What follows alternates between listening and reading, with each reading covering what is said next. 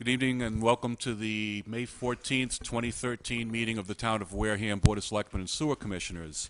We originally opened the meeting at 6 o'clock and immediately went into executive session for the purpose of discussing litigation, the public discussion of which would have been detrimental to the interests of the town. May I have another roll call, please, for the audience? Present is Selectman Whiteside, Selectman Tropiano, Selectman Holmes, Selectman Titlebaum, Selectman Slavin, Town Administrator Mr. Sullivan, Town Council. Oh, here we go. Town Council Mr. Bowen. Just making a grand entrance. Next on the agenda, please. Next will be announcements. Would you like me to go first or last? I have a lot. Go ahead. I just have one announcement, and it's a repeat of what I said last week. On June 6th, 7th, and 8th, from 9 to 4, each one of those days, there will be the trash mob picking up certain streets in town. This has nothing to do with the town trash committee. It's the group that has been doing this this will be the third year. You can pick up supplies at the conservation office, either the 6th, 7th, or 8th. The people running this are going to be staging it from the parking lot behind the fire station on Main Street.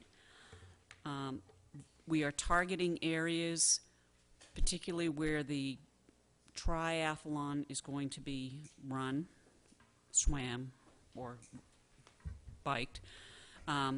But they include Indian Neck, Great Neck, Merchants Way, Stillman, Minot, Narrows, Toby, Main Street, Hathaway to the Train Bridge, Charlotte Furnace, Glen Charlie, Charge Pond, Elm Street, Red Brook, Crooked River, Onset Ave, Route 6 between Depot and Tyler, and any others that people think are important to pick up. We're hoping for a lot of participation from Boy Scouts, Girl Scouts, Sea Scouts, senior citizens, junior citizens, anybody who thinks that it's important to look better than we do. 6th, 7th, and 8th, we have been given lots of donations of first aid kits, gloves, bags, and there will be grown-ups and signs on where people drive very quickly so that people who are on the side of the road scrambling around in the grass trying to pick up all the trash, hopefully the traffic will slow down. Thank you. Selectman Tropiano. I have no announcements. Selectman Holmes. Yes, thank you. Just a reminder that Saturday, May 18th is the walk along the canal for cystic fibrosis.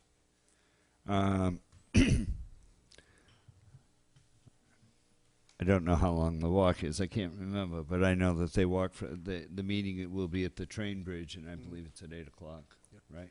8 o'clock. And I did want to say that I just want to thank everybody for your prayers and your emails. Mom got sick, as many of you know, last Wednesday. She is doing better. I think she's still at Sean's game, so she's probably not listening, but hopefully she won't get her hearing back. That's gone. But hopefully everything else will come back in order very quickly, and she'll be just as feisty as she was before. So thank you very much. That's all I have. Okay. Everybody will give me some indulgence here. I've got about 4 or 5, and they're not short. I'll try and make it as clear as I can. First one, Wareham Garden Club, Spring Plant and Bake Sale, Saturday, May 18th, 9 a.m. to noon, Old Methodist Meeting House on Main Street, 495.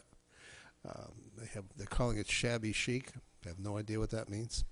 Vintage items, birdhouses, vegetables, plants, herbs, annuals, perennials, one-of-a-kind garden structures, wreaths, vertical garden elements, and homemade baked items. The Wareham Garden Club does a lot of beautification all through town, but they would very much appreciate your support at this time.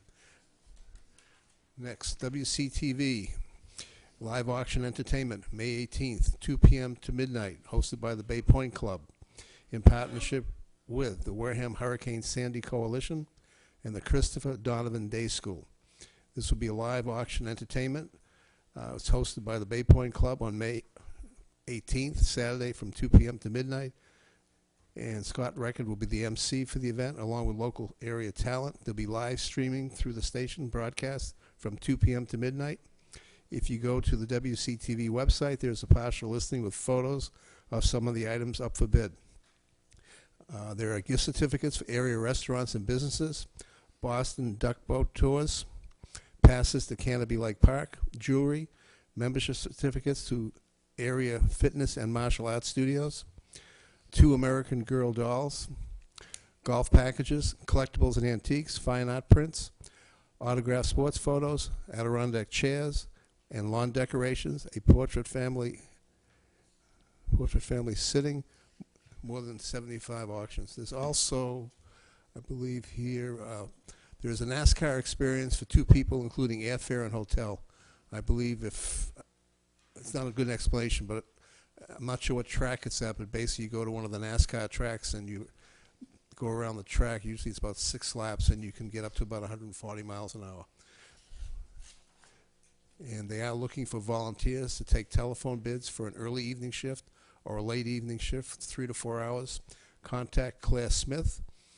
Her email is cls550@comcast.net. Phone number 508-295-4679. Also Angela Dunham. Her email address is ron, R-O-N, 2, ANGELADUNHAM @verizon.net. And Eleanor Martin, which is Bruce and Ellie, ELLIE, @comcast.net. Buzzards Bay Production, Inc., Teen Summer Shakespeare and Children's Theater Workshops. These will be July 8th to August 9th, July 8th to July 25th, July 29th, August 9th. These are for children ages 9 to 14, and you can get a hold of them. They're at 3065 Cranberry Highway, East Wareham. Phone number 508-591-3065, and you want to call and ask for Janice. Got that one already. Okay, next, the Foundation for Wareham Education will host its 2nd annual Taste of Wareham function this Friday. This particular group does different type of programs for students and schools and for teachers. The function is on Friday, May 17th at the historic Box Mill Hall on the A.D. Makepeace property, at Tohonet Road. It starts at 6 p.m. 10 area restaurants will provide food for the event. Wine and beer will be complimentary. Grants for 6 privately funded projects initiated by the Wareham teachers will be presented. And tickets are $35 a piece and will be available at the door.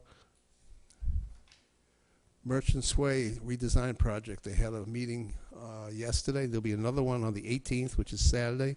This is open to the public at Town Hall in the auditorium from 9 a.m. to 11:30.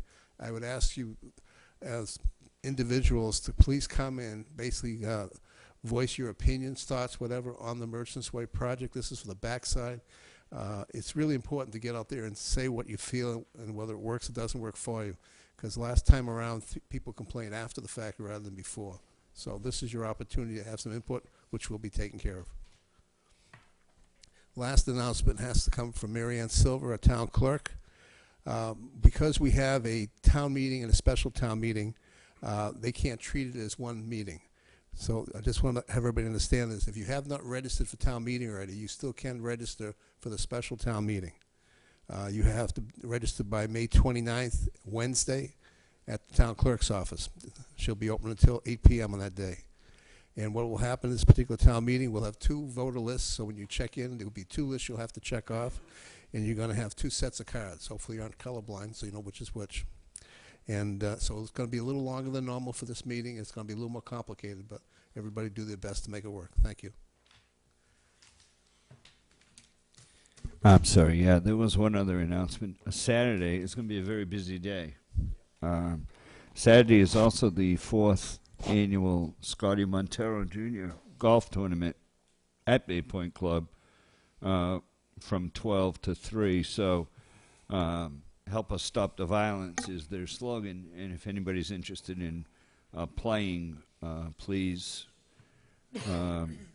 go to the Scotty Montero Jr. Foundation webpage or on Facebook, and you'll be able to apply. Or if you don't have that, you can always call Bay Point during the day, and someone there will help you.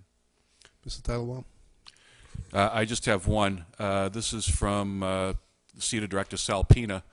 On Friday at 11 o'clock and until I believe 1:15, there's going to be a tourism roundtable event at the Bay Point Country Club.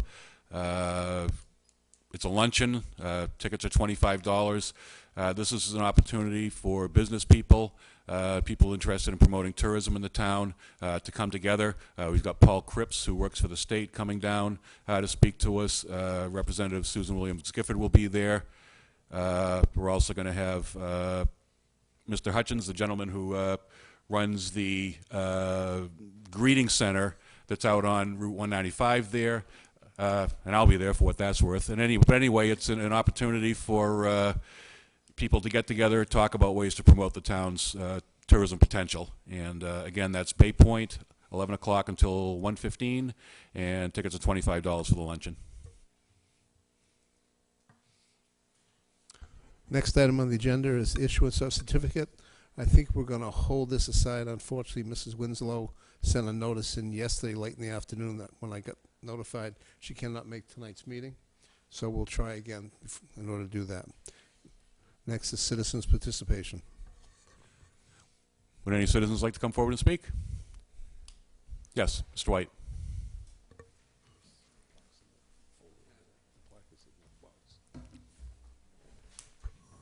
I just want to indicate that we are going to have a coffee hour on Thursday, and Lieutenant Walczak is going to be the speaker, and he will direct his comments to the improvements we've made in the Wareham emergency management plan.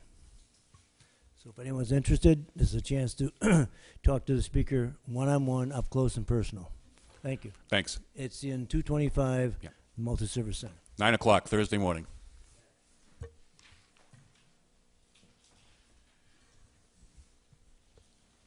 Just so the board knows, today is Mr. Sullivan's anniversary, so I'm going to sort of throw the agenda around upside down here tonight in an effort to get him out of here so he can get back home to his wife and in-laws and his child. He can deliver his report early, and most of the rest of the items under town business are for us anyway, not so much for him. So he's worked hard the past few weeks, and with the board's indulgence, I'd like to do that. Thank you.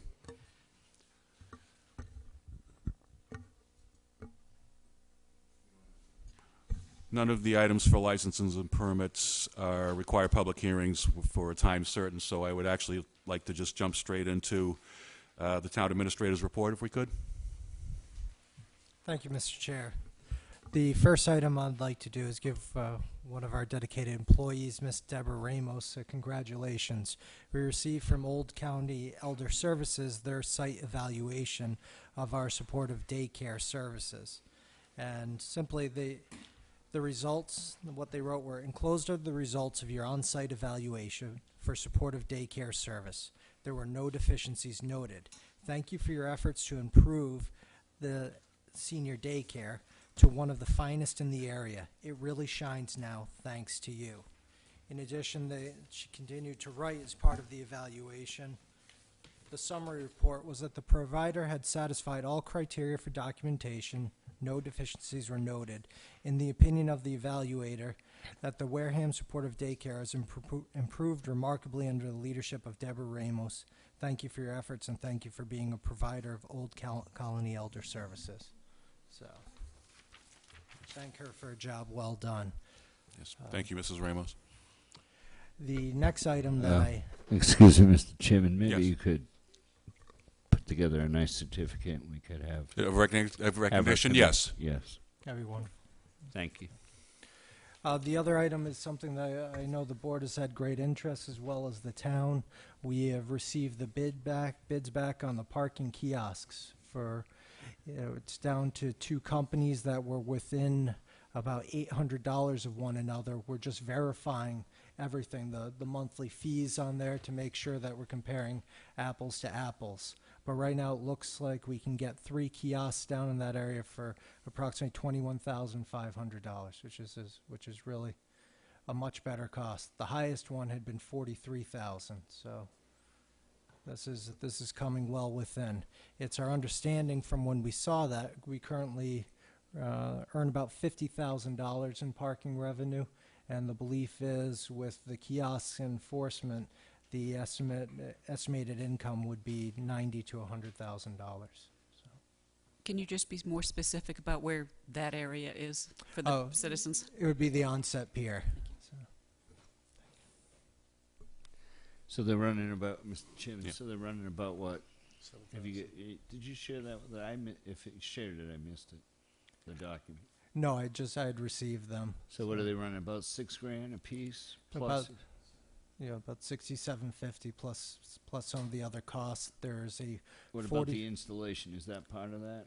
the installation we're doing as part of the procurement process. Okay. All we have to do is essentially create a pad site for them, and we'd also put some protective. They're solar operated, so that we do not have to hook up any sort of wiring. Right. They also have 3G wireless activity, and we can log in and track all of that we're receiving. So $7,000 a piece. That's a really good price. Yeah, I know kiosks, as you know. I've studied them for 3 years now. That's really a good price for that kind of. You sent me that picture and stuff. That's a good device. So that's good. And thank you. Good. So when we were looking, And they'll pay for themselves in no time, and then you can just keep buying them and putting them all over town. yes, right. and it was we had received the funds from the community events to purchase those. So we really appreciate that. Thank you. And on that, that's the big happening. Oh, there's one more, and it's an important one. It's one of the things that we've been tasked with is putting together focus groups, and in the day-to-day activities, that's one that's fallen behind. I know the board had originally tasked us, and I'm asking for some help on that and to work with me, some of the members of the board, to put those focus groups together, because I think it will be important for the public input. Mr. Chairman, is he Yes. referring to the groups that Alan? Yes. I thought we had voted that Alan would work with them on it. No, actually, I think what happened was we put it over to Mr. Sullivan. at Yeah, the time. that's what happened. Oh, I thought you were assigned to help him. Because it was your idea. Well, I can go. I can go. A prior member was not pleased with that. I'll make the motion that Mr. Slavin help Mr. Sullivan and assist him in any way to create those focus groups and get them off the ground. Would it be all right if we also add Mrs. Whiteside? And Mrs. Well, I would sort of say that we should all feel free to help him out. right, but if we had a point person, right, who needed something. Thank you, Well, I Derek. think somebody needs to spearhead it from the board. Yeah. Did you want to do it, Mrs. Whiteside? Yeah. Mr. Slavin has a motion, Yeah. Okay. or you have a motion. I made a motion for Alan to. Yeah. I mean, it doesn't mean everybody else is going to help him, but Yeah. he doesn't need to communicate with 5 people. That makes it worse. Exactly. We have a second on the motion? Second. Anything else to be said? All in favor? Aye. Opposed? Abstained? 500. You're it, Mr. Slavin. Thank Feel you. free. You know the phone number. Yes, I do. And that's all I have for tonight. Thank you. Thank you. You have a nice night. My best wishes to your wife. Yes. Enjoy your evening. Thank you very much. I appreciate it. Thank you for the continued excellent job that you do on a day-to-day basis with supplying us with information as we requested. Thank you. I appreciate that. My in-laws are in I'll town, just so we wait do till get to next week. escape tonight.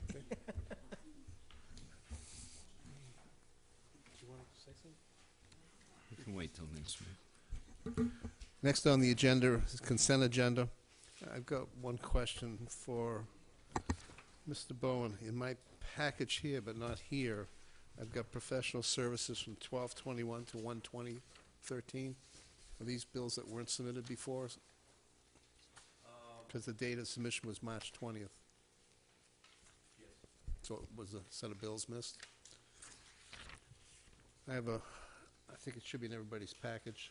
We have a set of bills for Law Officer Richard Bowen for professional services from 12/21/12 through 1/20/13 for the sum of $15,000. Motion to approve. Second. Anything on the question? All in favor? Aye. Aye. Opposed? Abstained? 500. Give me just a minute. 500.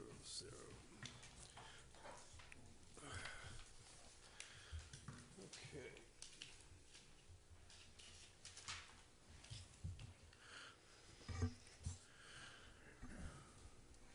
I have the minutes of April 13th, 2013. Need a motion? April 30th? April 30th, 2013. Second. Anything on the question? All in favor? Aye. Opposed? Abstained?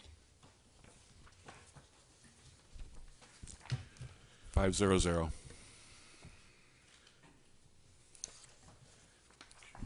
Next, I have the minutes of May 1st. That was the minutes for the Board of Selectmen and School Committee joint meeting. Need a motion on that? Second. Anything on the question? All in favor? Aye. Opposed? Abstained?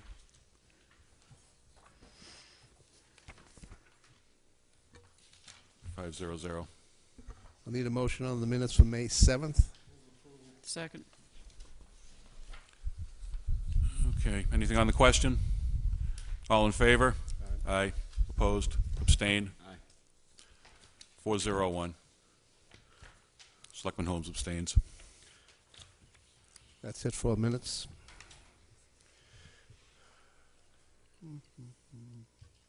I'm going to move down, if it's okay, to item number D. We have the people from the Fireworks Committee here, and we'll just get them in and out if we can. If you'd like to come up, please.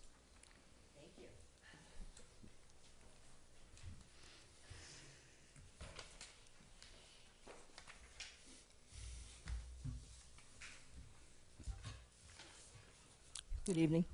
Good evening. Meredith Payton. Hi, I'm Jackie Lindsay. And as you know, based on the license and permits, the use of town roads by the Onset Bay Association and the Wareham Fireworks Committee for the use of Shell Point Beach for onset fireworks on July 6, 2013, from 9 until 9:20 is before you. I have sign-offs by all the required departments. The only one I don't have, which usually doesn't come, is from the Wareham Fire Department, but I've already spoke to Pat, and they'll be coming over in a day or so. Okay. So we're all Thank you. set. We'd also like to have permission for Hines and Lopes Fields again this year and give it a shot and see if we can get enough volunteers out there for parking.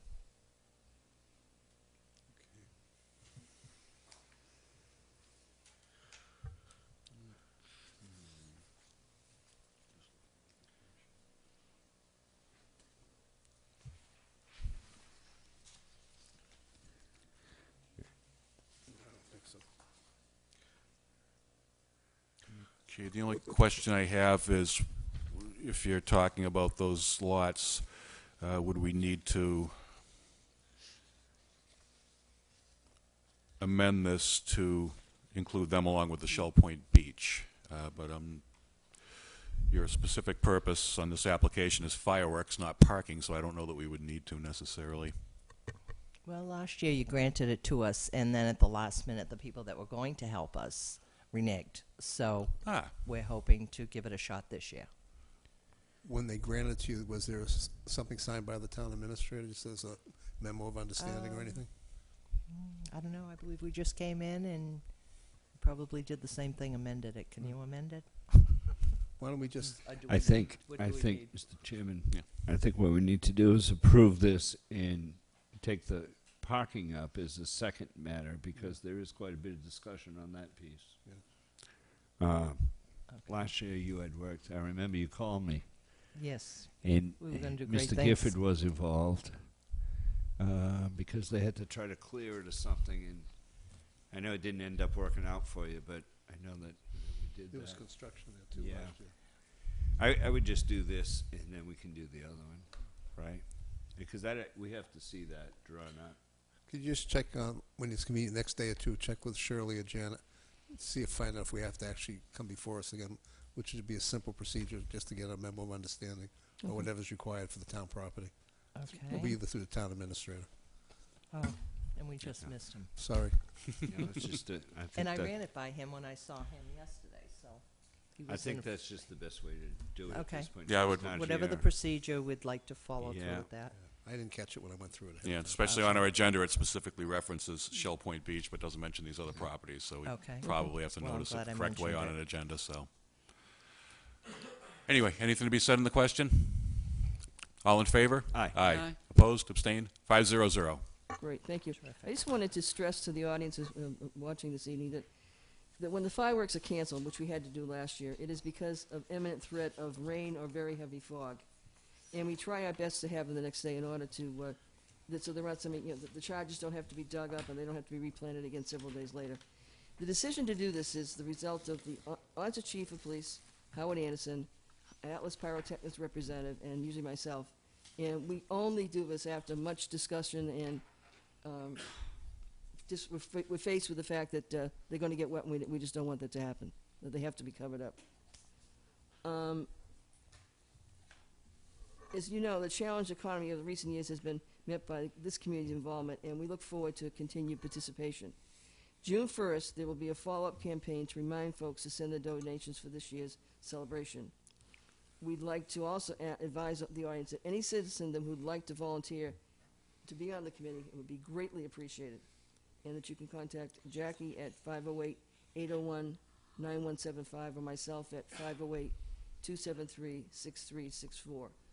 And any donations can be sent to the Fireworks Committee, Onset Wareham Fireworks Committee, P.O. Box 799, Onset 02558. Jackie, you want to mention about our fundraiser? Yes, we have on Sunday, we will be at Walmart and Stop and Shop. Howie Smith is bringing his antique fire truck down, and we're going to try to collect again this year outside between 10 and 2. So we hope people that are shopping will stop by and throw a couple of dollars in the boot. That will help a great deal. Good thing it's not Saturday. Everybody's going to be at Bay Point for the auction. Well, That's why and it's so- Sunday. Hey, maybe we I should know, stand outside we'll at be Bay at Bay Point Point. on Friday and then help it out with the auction on On Saturday, Saturday and and then the fire truck on But Sunday. it's going to be at the Walmart. Yes. Yes, Walmart, Stop and Shop. Mm-hmm. Yeah, it was originally scheduled for Saturday, but then we ran into the conflict, so we had to move it over to Sunday. Right. And There's a little- then on June 6th, it's a Thursday evening, we will have our third annual fireworks fundraiser at the Mezzaluna from 5:30 to 8:30. Tickets are $10. They include a chance to win a fabulous door prize and hors d'oeuvres, complimentary hors d'oeuvres. We already have Red Sox tickets, a fire pit, Weber Grill. We have lots of little goodies. So come on down, because this is important. The fundraiser is a lot of fun. Everybody has, they're calling because they had so much fun last year. They want to come back again. Alan, I think, can attest to that. Didn't see you there, Steve. We'll have to get you and Peter and, Got to come Patrick, early this for is the food, too, though. pardon? Got to come early for the food. Yes. Come early for the food. Come Well, late, you miss. he filled 3 extra times last year. Yes, he did. He really is. E.J. Corbellis, we really have to give a shout out to him. Yeah. He gives us the 2 rooms, all the hors d'oeuvres, all the service, the waiters and waitresses. Got a good crowd. We couldn't do it without him, Yep. really. We And couldn't. he stepped up to the plate 3 years ago and Right. and offered this to us. We didn't seek it from him. He offered it to us. Right. We said, this is great. The place was full last year. Yes. And Yeah. then some. I'm hoping we have to hold people at the door. Is there any other, if someone else wants to make a contribution, not at these events, do you have any Well, we have- mailbox or P.O. box or anything? This is at 799. same one. Yep, it's the same one. If you want to repeat it again for the audience. Sure. Donations can be sent to the Onset Wareham Fireworks, P.O. Box 799, Onset 02558. Thank you. Now, we'd like to switch hats. Yeah. because we wear more than one hat. Jackie and I are both on the Cape Cod Canal Centennial Celebration Committee. I'm on the steering, fundraising, marketing, and finance, and Jackie is basically marketing and finance and has been doing a really great job of promoting some of our products. So while she's getting these out, I'd like to pass out what we have for events are scheduled for next year.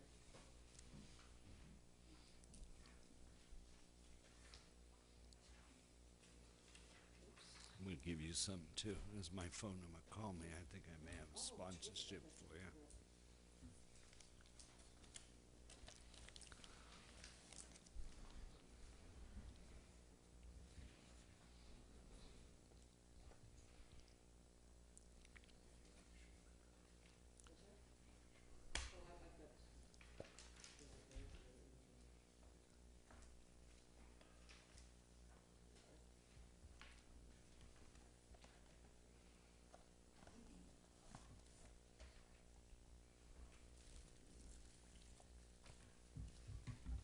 For those in the audience who aren't familiar with what this is all about, the Cape Cod Canal Centennial Celebration is a celebration of the building of the Cape Cod Canal, which was completed in 1914.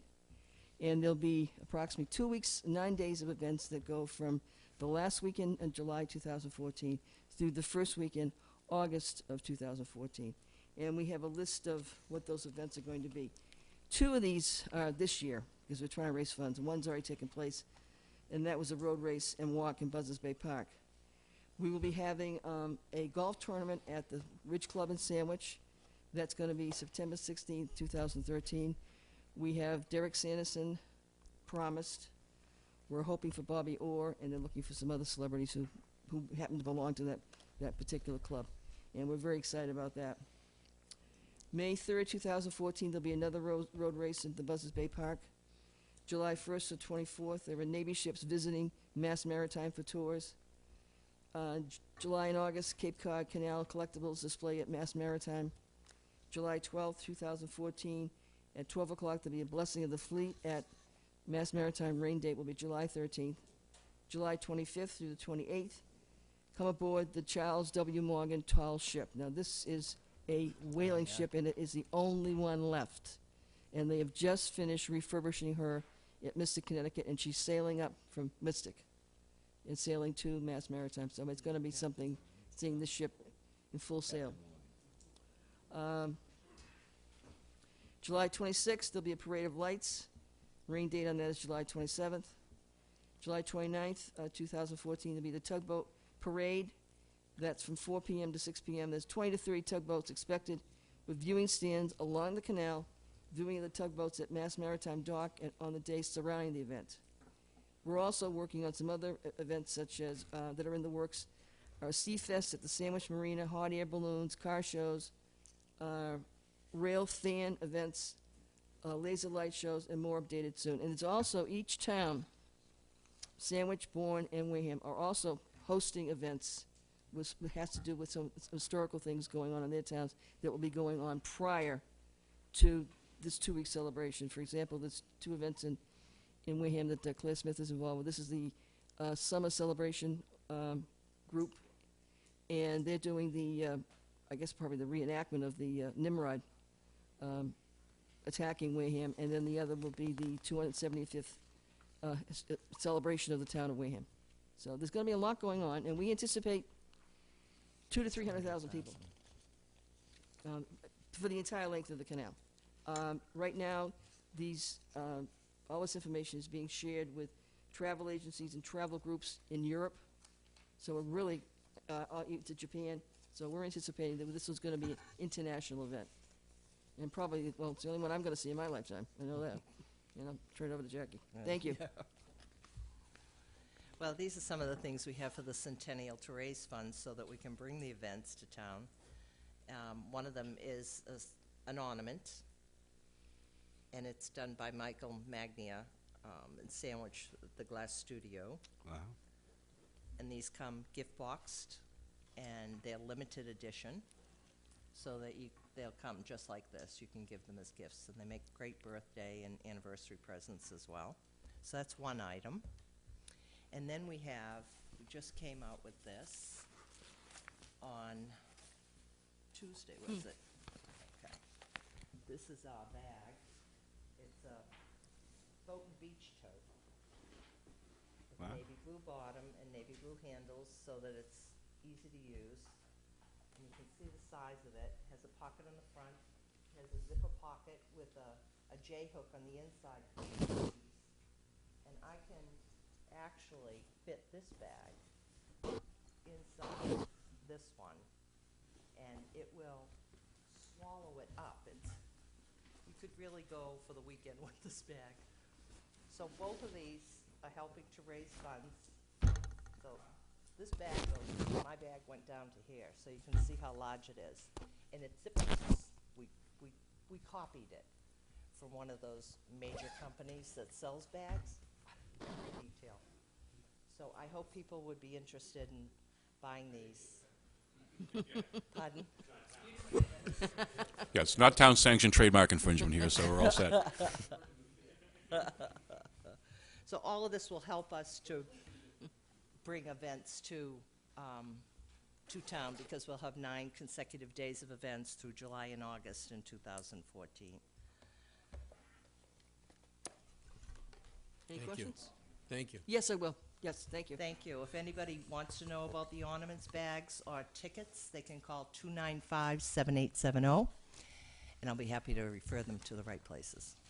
Thank you for seeing us this Great. Well, evening. thank you very much for coming in. Thank you. Okay, next up, please. Next up is the Zen Palace, withdrawal of application for change of manager. Anybody here from Zen Palace? Just make a motion. I make a motion that we approve the withdrawal of manager. The application has actually never been filed with the state, that's why. Okay, go. So there's nothing to withdraw then? Well, but their approval here needs to be Oh, withdrawn. okay. So I So- make a motion, we withdraw our approval. Yeah, we approved it. We approved this previously, it went up to the state, then they changed their mind before the state could act on it, so it's kind of in limbo right now. Second. Yeah, okay, there you go. Anything on the question? All in favor? Aye. Opposed? Abstained? 500.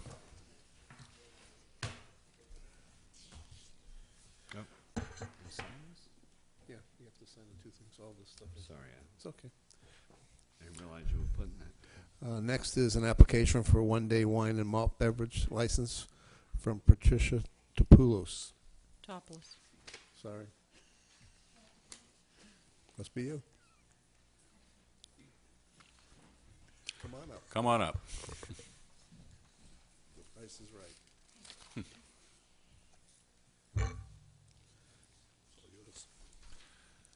Well, you're here on a one-day. Could you tell us about your event, please? Yes, it's a family graduation party for my son. It's at Box Hill Hall on Saturday, June 22nd. Where's your son graduating from? Mass Maritime. Oh, congratulations. Thank you.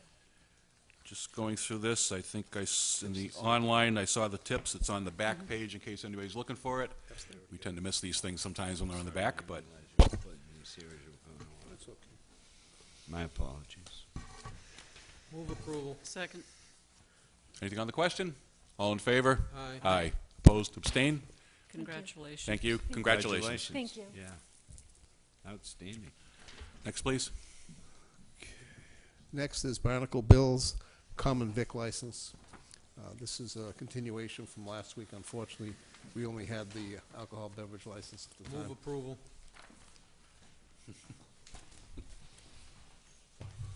Hey guys, Good evening. How are you? pretty good. We saw him last week. I move approval. We're okay with this. Second. Anything on the question? Just one piece. I found out, kind of by accident, I stopped by to let them know that we had messed up and kind of went over to apologize to the restaurant, to the owner. And there was a question came up with David Moore, the Director of Inspectional Services, that there's a potential use of the patio for alcohol beverages. So when you do get to that point, you'll have to come before us for modification on your license. All right. It wasn't in the form or in the Right. original application. I kind of use the same sketch layout of the building, and if you want me to just leave it for now, so you can get with like the patio area, You can just leave that with me, but Right. it's not on the agenda, so I can't So, yeah, discuss we'll it. do it again. Yeah, no problem. You'll be able to pick up this license probably tomorrow. Thank you very much. That's all set? You're all set. All right, That's it. That's it? that's it? All right, thanks. Thank you very much. Thank you. We'll see you later. Next on the agenda is sewer business funding source for contract 2.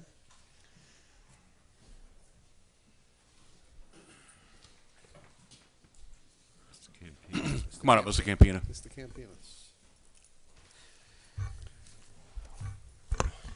I believe we also asked Mr. Bowen for some information as well on this.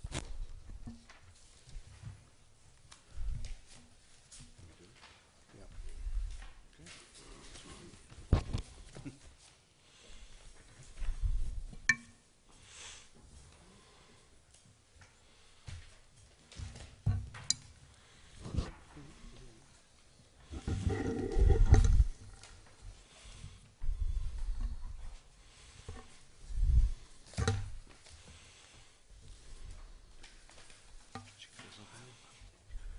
You're gonna just pile them in?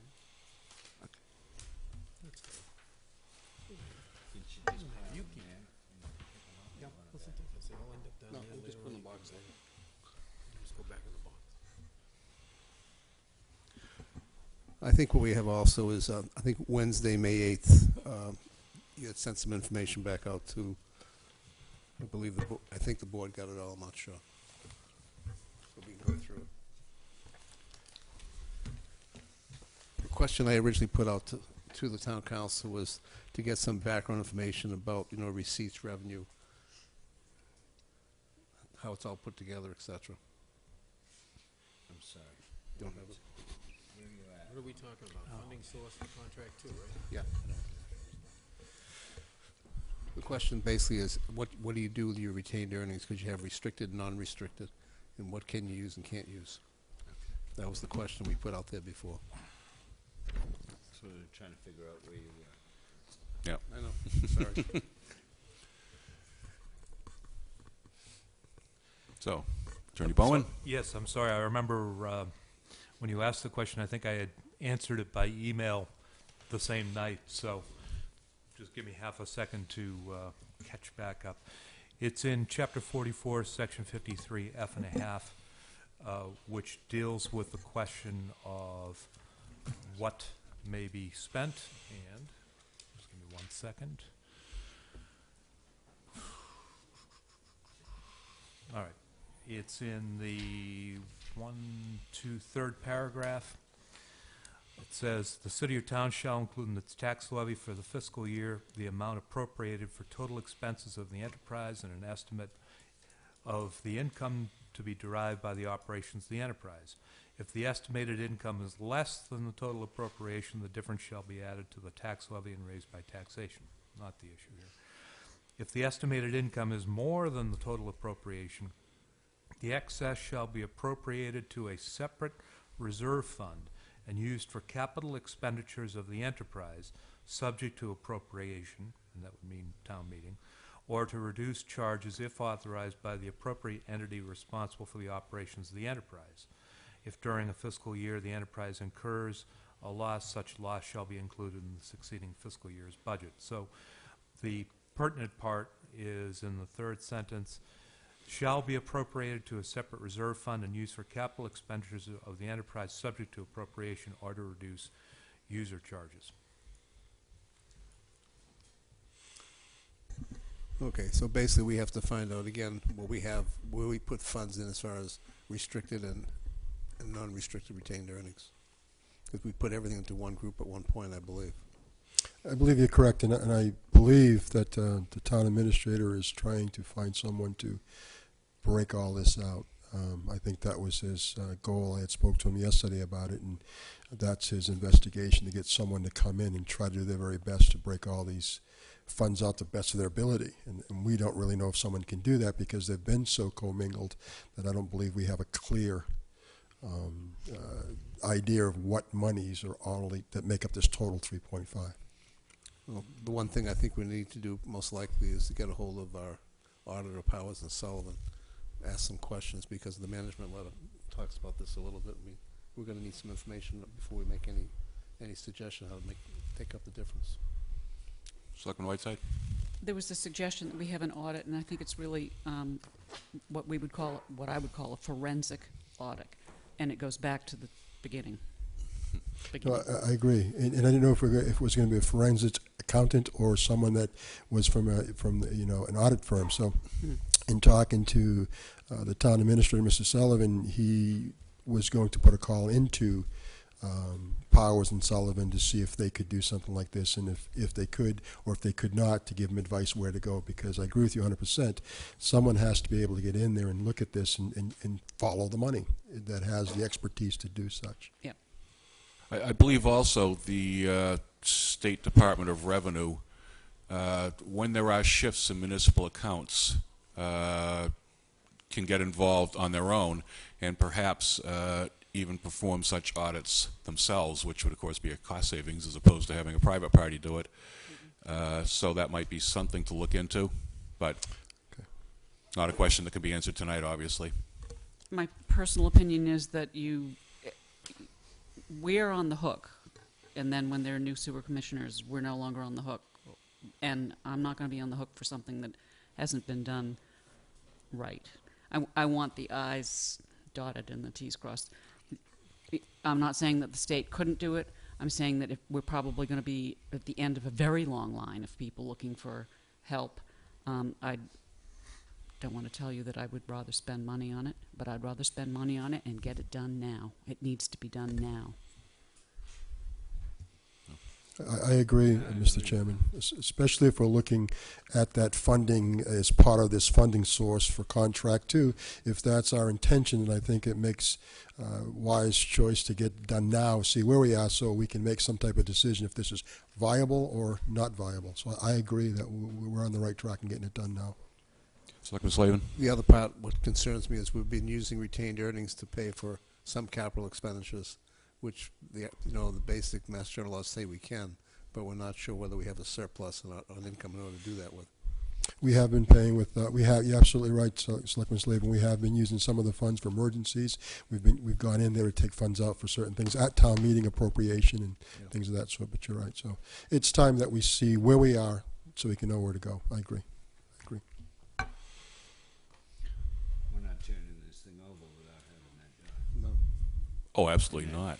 I agree with Mrs. Whiteside 100%, so that when we hand this over to a Board of Sewer Commissioners, this is all done, and then They take it over have a fresh. line. Yeah. Right. Transfer of this is very important. I would ask if the board wants to go ahead and ask the town administrator to take the initial steps to. Sure. Yeah, I mean, it's his, Thought we already asked them to do he'll figure out the day-to-day piece of it. We thought we already asked them. I believe he's Well, we working can on ask. it. We can ask. Yeah, We can ask Mr. Campina to work with He's already working on it. Yeah, Derek and just. I don't We're think. already working on He it. is. But We I don't. already talked about I don't believe we Yes. asked him to go that far with Powers and Sullivan. I think he was doing it internally. I'm sure he'll. Well, do you want what do you want now? You want a motion or something? Why don't we have a motion that, I'll make a motion that we ask the town administrator to contact Powers and Sullivan or a suitable firm to do a Second. forensic audit. Okay. Anything on the question? All in favor? Aye. Opposed? Abstained? 5-0-0. Thank you. Next, please. Water use proposal, T and bond. Yes, in your packets, or we had emailed, you may have them in your packets, a proposal from Ty and Bond in regards to the question of migrating to a different fee structure. And in their proposal, they make some valid points about discovering where we are, conducting an audit to see where we are, what our expenses actually are, and before we do anything. And it makes sense to me. So I invited Mr. Schrader. I got a hold of him. I apologize he wasn't as prepared as he could be. I got a hold of him on the field. He was in the field. They gave me a cell number to track him down, and I asked him if he could possibly be here tonight, and he said he would. So I would like him to go over it for you. And then once he goes over it, if you have any questions, he'd be more qualified to answer them than I could. And I think you get a better feel of what he's trying to say to us than if I did it. So with your permission, Mr. Chairman, I'd like to turn it over to Mr. Schrader, if it's okay. Yes. Proceed, please. Good evening. My name is Mike Schrader. I'm a project manager with Ty and Bond. And so I've been talking to Guy for some time about, different projects and different projects and concerns that he has. And we talked about this desire to migrate to or the consideration of migrating to a usage-based rate. And so I thought basically, I'm not sure if the town has done a rate study before, but the vehicle that we suggest for doing this or evaluating this would be a rate study. And what we do, a rate study is something that a lot of communities do. I have a sample of a work product here that I'd like to bring up and let you guys just thumb through as you want while I talk, just to see what they look like.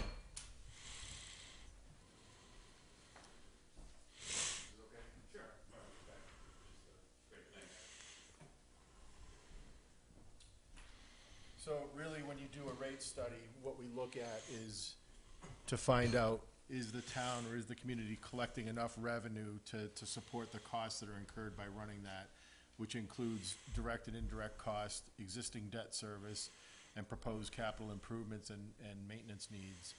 And the goal of a well-executed rate study comes back with suggestions on how to stabilize rates.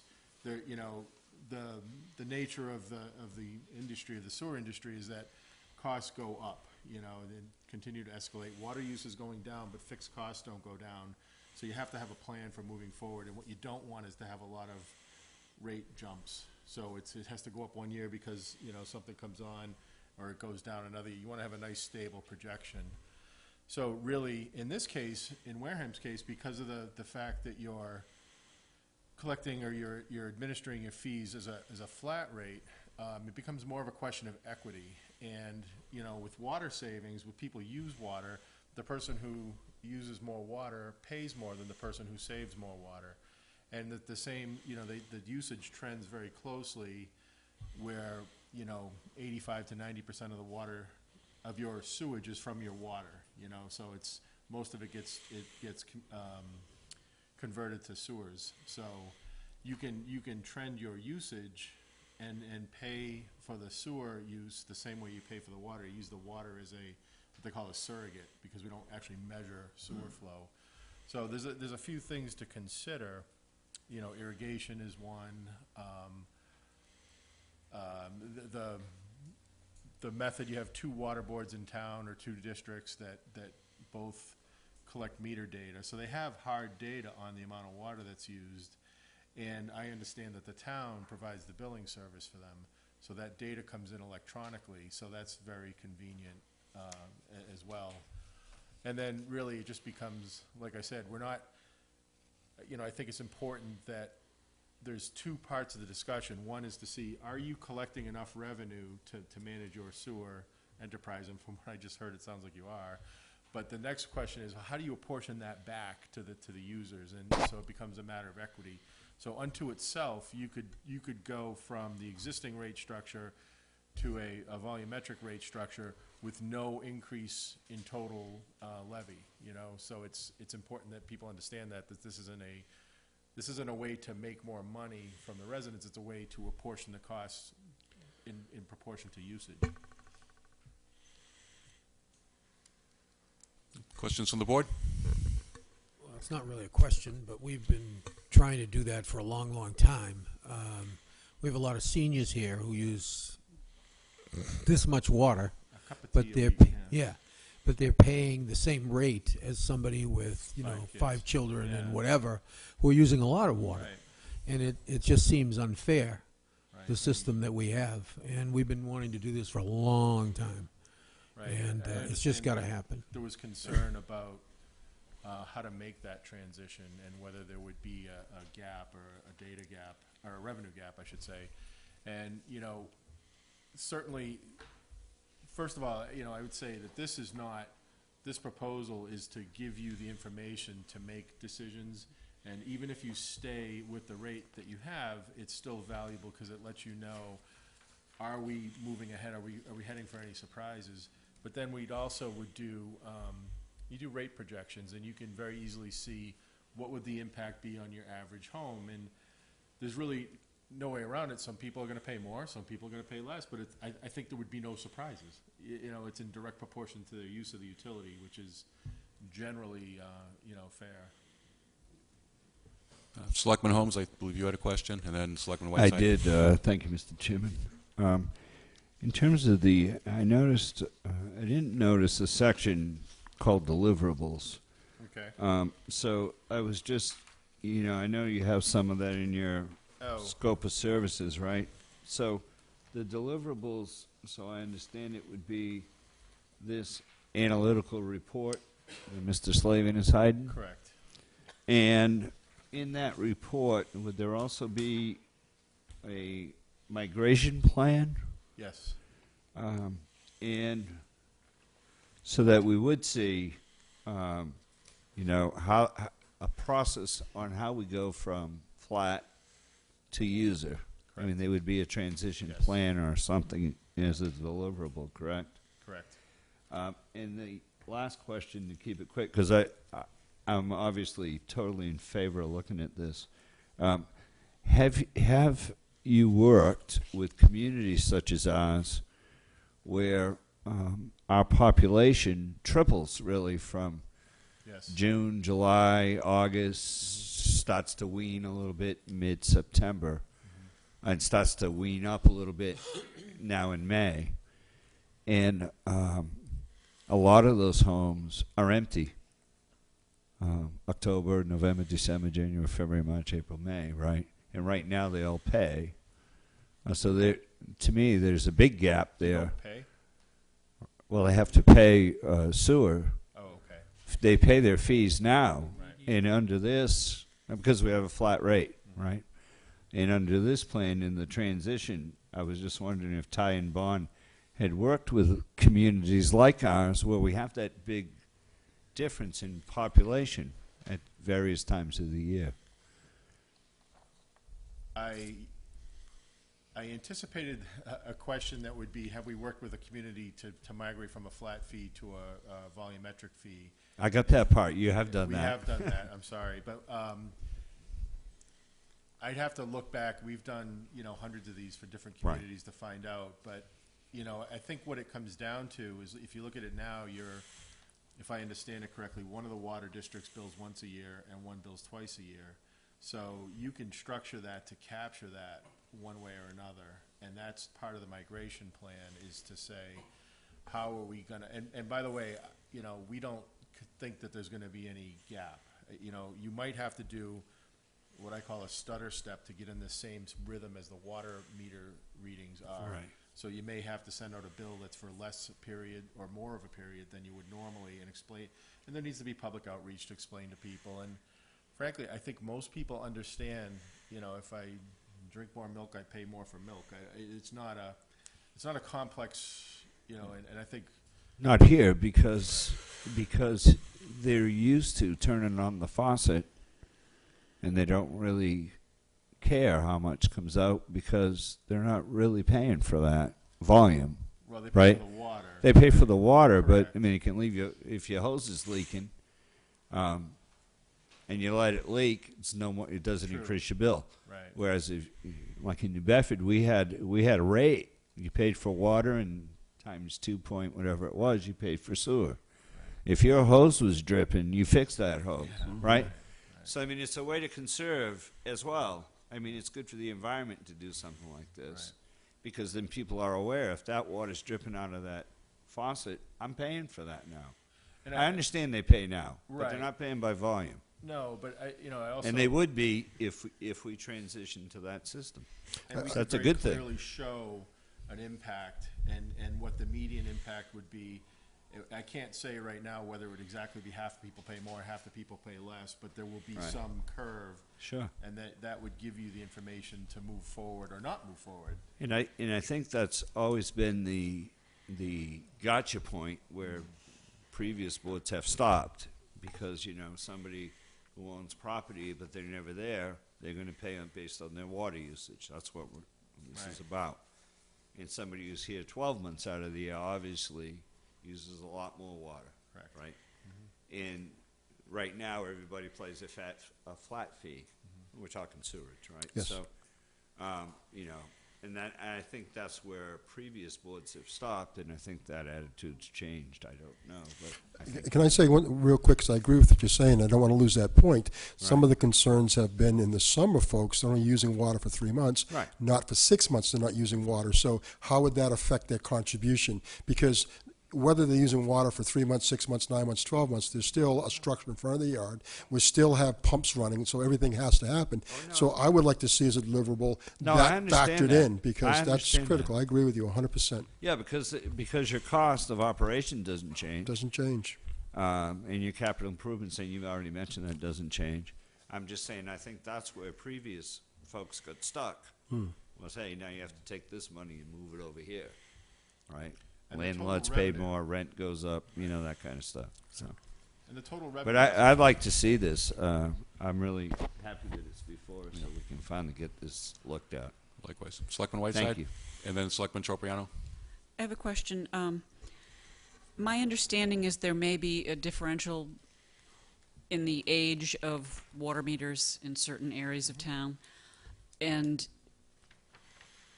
as part of the study, and I couldn't find this, if you find that an area of town, you know, Gray Street, I don't know, has meters that aren't functioning, how are you going to get the information?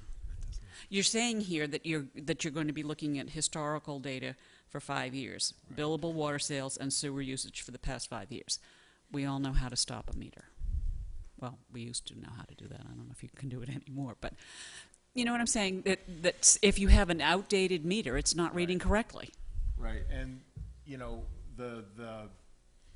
that's a separate issue, and I don't know how that water board is handled, but the way meters fail is they fail on the low side, and Right. they lose revenue. Right, So exactly.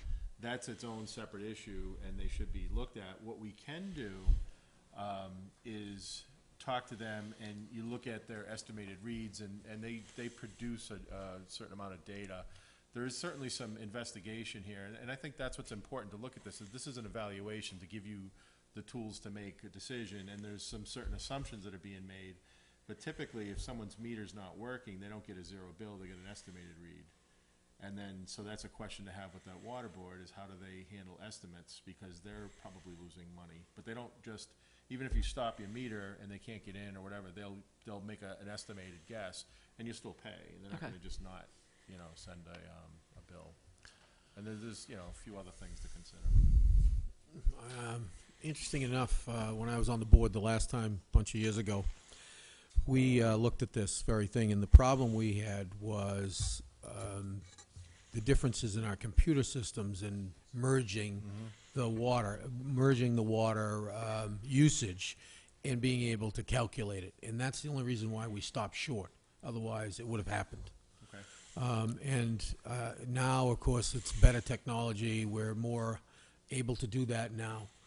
As far as meters go, and I happen to know a little bit about this, being involved in these kinds of things, the Wareham Water District has just gone through a big program of upgrading all their meters. Oh, great. As a matter of fact, they downgraded a lot of the meters were 1-inch meters, and they were all brought down to 5/8 meters in order to and change. As a matter of fact, so they've gone through the whole system. Mike Martin does a pretty good job down there of keeping track of that. They don't want to lose revenue, trust me. And so I don't think, as far as the meters working or not, is really probably going to be an issue at all. They're pretty much on top of that stuff because it's, you know, it's money out of the system to take care of the system. The other point is valid, though, that sometimes the systems are outdated and the computer systems, and then you have to decide, would you want to shift to a single combined bill? Or, Exactly. You know, different ways to. But as I understand it now, our systems are more compatible now, so I think Okay. we eliminated that problem as well, as I've been told. I've been told the same from the water department, Yes. that they would be able to help us, and they have a program that could merge. Yeah. I've been assured of that. So that's new, and that makes all the difference in the world, too, as far as making this easier. Correct. Thank you. Just for clarification, both water departments? I've talked to just Wareham. I put a call into the onset, and once we started this direction, then we'll sit with them also and get definitively what they can do. Thank you. Selectman Slavin?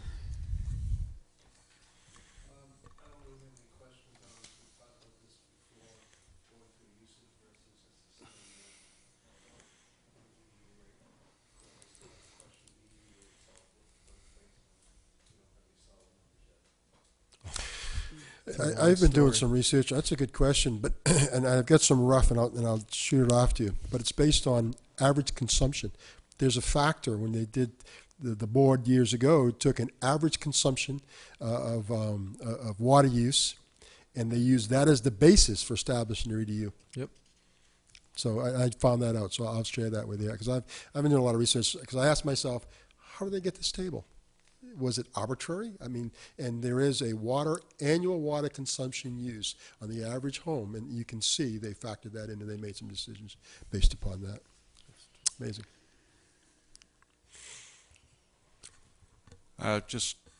Just one piece here to harken back to what was brought up earlier about the fact that we've got a lot of summer residents here.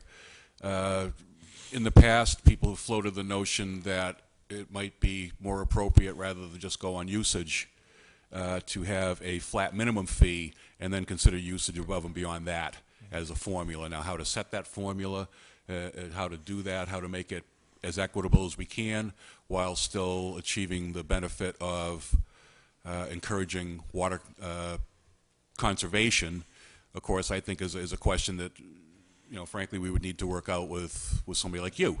The other piece to this is the prior board had discussed holding a Saturday workshop on the matter of the EDU versus a consumption rate-based system. And so I think it would be wise for us to schedule something like that very soon, to have that meeting with the public, get their thoughts on this. And so between that and the fact we didn't actually technically notice a vote to accept the proposal on here, I think that's sort of an interim step that the board needs to take first, and then to take up your proposal and a vote for the specifics of it soon thereafter. Okay. So that's how I see this proceeding procedurally. But from my perspective, thank you for a very comprehensive presentation. Mr. Chairman, wait. whoa, hang on a second. Yeah. Before the horse gets out of the barn. Yeah. I understood that I pushed to have Mr. Campini get this in here so that we can get this started now. And let's get I this understand study the workshop piece, but we could work the workshop into part of the project plan. I forgot your last name, sir. Schrader. That's okay. Schrader? Yes. Mr. Schrader and his team, and we can have them in on the workshop, and we can even have a second workshop when he brings his details back or his findings. But I think this needs to start immediately. This has been sitting around. Well, Mr. Campini what does everybody else think? I agree. I don't agree. think we need to vote. I think that I think we need to move. we need to get it done. The authorized representative here is Mr. Sullivan. If you want some kind of a feeling of the board, I think this is fine. Well, I think I'm hearing the feeling pretty loud and clear. Yeah. My only question. Let's get this thing started. Yeah. The only question I have is how are we paying for this? I was going to ask. Is this coming out of an expense line item for you? Yes, or? it's coming out of the enterprise. Yes, on an expense line. My Is it outside contractors line is Okay, what we'll take this not out from from. not from the enterprise, but from the expense line. From the expense line, outside contractors within the expense line. Thank you. He has the money to do it. No, I want to make would, sure we know where we're coming Get from. it done. I would volunteer to include a Saturday workshop for no cost. Well, it's part of. Yeah. You said you want to meet with us. Well, Yeah, that'd be a that's good way to. I think that would be very important to have that. Your kickoff. Maybe the chairman could schedule something when you get started, because you do talk about meeting with folks, and then, at the end, we could have another meeting. And maybe it's not on a Saturday, that one, but. And have people come and hear the findings and see your report. I think that would be fantastic. Yeah, I would suggest that before I got in front of the public, I'd want to have some answers to how is this going to impact the Right. average person. Oh, sure, yeah, right. Oh, yeah. Yeah, oh, no. Yeah, you don't want to show up with nothing to say because there will be plenty of Don't wanna questions. come into the believe me. lines But den it's, without it's some important to ammunition. introduce what Right. we're doing so that people know what's going on. So I think the more communication we have with the citizens, the better. But, yeah, I think we can tie this in with the Saturday workshop, but there's no need to wait. Fair enough. Well, if he's got the money. Okay. I'll make Thank a, you very much. I look Selectman forward to Whiteside hearing did what you- have her hand up. what you find Well, out. I just wanted to point out that we need to move ahead, and there is no point in having a workshop until he has some information for us. Yeah. Because we're paying for gathering of information and then when the information is available, then we can discuss it with the public. Yeah, because we haven't Make it even part made a of the decision. But get the study going. Because there's really We're all nothing saying to the tell the same public thing. at this Yeah, point. I would also tell you that it's quite common that you have a number of variables that we vet, and people, like you said, with the base fee, will say, well, we'll try this, okay, let's try this, and iterate, and that spreadsheet doesn't make the most beautiful printouts, but it's a tool that's all interconnected. It allows you to make iterations. So it allows you to find that balance of doing things, achieving the goals that you want, so. Thank you very much. I think we need to make a motion to allow the town administrator to enter into the agreement contract. I'll make a motion to allow the town administrator to enter into an agreement with Ty and Bond for the purpose of regards to the proposal for the sewer rate evaluation. Second. Okay, anything else on the question? The only thing on the question is the fee will not exceed $17,500. Well, as the proposal as presented. Yes. It's okay. Okay. All in favor? Aye. Aye. Aye. Opposed? Abstained? 500. Thank you. Congratulations and thank you. Thank you I very look forward much. to hearing what you find. We'll talk to you. Next is an omitted commitment for fiscal year 2013 sewer users fee. It's just, what omitted is, I think it's $4,172.26. And what it's saying is these are bills that are less than the 6-month period. If somebody comes on for a month, these are what these bills are. We just did a billing cycle, and these are the leftovers, folks that weren't charged for a complete 6 months. That's what this is. It's it's the second half, 2013, which would be from August 1st through January 31st. So anybody that tied in that period is tied into this bill. This is their first bill. Move approval. Second. Anything on the question? Aye. All in favor? Aye. I'm sorry. Aye. 500. Opposed? Abstained. Done. Next, please. Okay. Any Any other other sewer? sewer business? No, tomorrow at 4 o'clock, we've got some children coming down to the plant. You're all invited, or anyone's invited. They're doing a tour. It'll be a quick tour, half an hour, 40 minutes, at 4 o'clock. And we'll take them through. 3 weeks ago, we did it again. And these are kids through Buzzards Bay Coalition, and they come out of the Wareham school systems. And they bring them down 15 at a time, 20 at a time. And they do different age groups. This is going to be the elementary. 2 weeks ago, we did the middle school. Before that, we did the high school, and this will continue throughout the summer. So I'll keep you guys informed as to when these are going to be, and you're more than welcome to come in. We look forward to seeing you. If you go by the Onset Southwater Pump Station, I really want you to pay attention to the neatness of that pump station.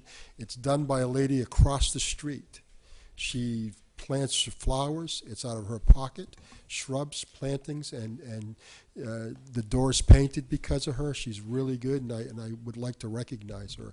So I'd like to take the moment to say thank you very much, Ms. Johnson, for the work well done, and I'll send something out in the mail to her in handwriting, and maybe you folks can sign it, because that type of participation from the public is important to us, and it looks real nice, and so we get the benefit of someone saying, hey, you guys keep a nice pump station, and it's not us, it's that young lady across the street that's been doing a great job for years. So I'd like to point that out and get your permission to make something up and get it over to her. Thank you. One last thing. I'd like you to set up a day for the selectmen to tour the facility, because I don't think any of us are completely up to date, because it's been changing. As a unit? As a unit, Okay. and also a couple pump stations would give us Okay. some protective gear for those. Okay, you got it. Thank you. Have a great night. Thank you very much. Thank you. You're welcome. Thank you. Have a nice night, guy. I will. Thanks again. Take care. We're now on to number 9, town business. First item up is the Boston Marathon resolution. This particular item came up. One of our citizens who's very active, Rudy Santos, had contacted Susan Williams Gifford about the town issuing a proclamation in support of the city of Boston. I went ahead and put something together for the board to look at to see if they want to approve it as far as wording, etc. I'll read this. Hopefully that this will go to Rudy and Susan, and they'll bring it up to the mayor of Boston and present it actually there at the City Hall. This is a proclamation from the town of Wareham to recognize the efforts of the city of Boston for the exceptional manner and how it has overcome the events surrounding the Boston Marathon on April 15th, 2013. whereas the first responders forsake their own safety to help those injured and carry the victims to safety, and whereas the citizens follow the requests of mayor and the police departments which facilitated in the capture of the perpetrators of the bombing, and whereas the spirit of both the city and the Boston BAA Boston Athletic Association made it clear the marathon will continue for years to come. And whereas the citizens of Wareham who participated in the marathon will be back next year. And whereas Boston exemplifies the motto, "Do not tread on me," and now has adopted Boston Strong. Now, therefore, we, the Board of Selectmen, and the citizens of Wareham, Massachusetts, do hereby proclaim support for the City of Boston and concern for the ongoing healing of the victims. Let them not be forgotten. Executed and proclaimed on this 14th day of May, 2013. Selectman Peter Titlebaum, Selectman Alan Slavin, Selectman Stephen Holmes, Selectman Patrick Tropiano, Selectman Judith Whiteside. So moved. Second. Selectman Whiteside? Just one comment. We have at least one graduate of Wareham High School who is a doctor who served on her feet for 6 days straight in an emergency room. She preferred that her name not be mentioned, but she is a graduate of the Wareham High School system, the Wareham school system. She went all the way from kindergarten on up, then to Harvard and to medical school, and she's a practicing doctor. So she's part of what we can do in Wareham.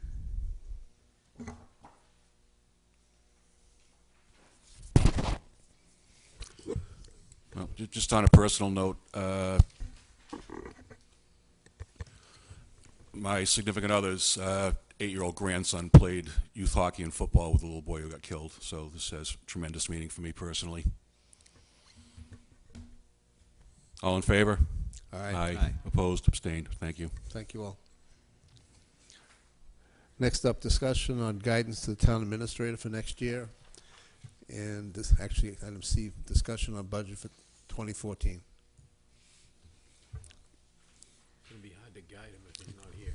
Yes, it is. I think we should sort of put that off. Question B, if we want to have any discussion on the 2014 budget. We've basically Well, made a decision to go ahead for what we did as This was- last Thursday. Well, I think on June 19th, we're going to start working on FY 15, right? Yes. At some point. Well, maybe even before then. 14's already been sort of wrapped, not happy. I don't think anybody's going to be happy with what happened, but it is what it is, and we did what we had to do, and that's all there is. You know? Yep. So you got to keep moving. Selectman Whiteside? I just would reiterate the request for fee structures so that we can review the fee structures of everything. But I think we already made that request of Mr. Sullivan. Okay. Next up, please. Vote to assign town administrator as custodian of the tax possession properties at auction. So moved. Second. Anything on the question? All in favor? Aye. Aye. Opposed? Abstained? 500. Item E, discussion and possible vote on a lease to Oak Grove School, Cape Verdean Cultural Center. I think Dell is here. Attorney representing the Cape Verdeans. Hello. How are you, sir? How are you? Del, Dean Miranda, everybody. How are you? Nice to be here. I don't know how many of you have seen the lease that we already have, but I submitted some amendments. Two basic fundamental things that we are seeking an amendment to. One is how much time we have to actually construct the building, put a foundation in and frame it. On the old lease, the organization had like 2 years with an extension for 6 months to do that. That lease was signed in August of 2009. That time is past. The second part, or the second extension that the organization is seeking is the actual completion of that building. I submitted, as far as the section 3.1, instead of the 2 years with the 6-month extension, we are requesting an extension of 10 years. Or perhaps some discussion with respect to that 10 years and how realistic that is. And with respect to section 3.3, which is the actual final completion date of that building, we submitted an amendment for a total of 15 years for final completion date. Again, with discussions, et cetera, with respect to both of those dates. The economy and a number of different things have put a damper on the beginning part of this project, has to do with the work. and obviously has a impact on the final completion date of this project. So basically what we are seeking is additional time to start this project and to complete it. 10 years to put it up, 15 years for final completion. That's what we've submitted. Questions from the board? Selectman Whiteside. I have a couple of questions. You have already stated that the agreement has expired. Could you speak to Article 2, and also, Mr. Bowen, I'd like you to speak to Article 2. Was this term a 99-year lease? This is a 99-year lease. And was it approved at a town meeting? It was approved. Yeah. And in fact, we paid for it. Okay. And And the organization paid $99 for that 99-year. okay, so it was approved Yes. prior to the, okay. Yes. And then I guess, how do we amend something that has expired? Is my question through you, sir, to town council.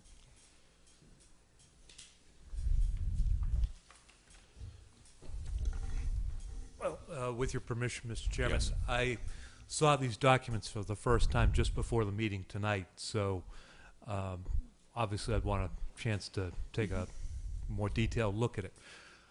I think the question is not whether the lease has expired, but whether you're modifying a lease that they perhaps are in non-compliance with.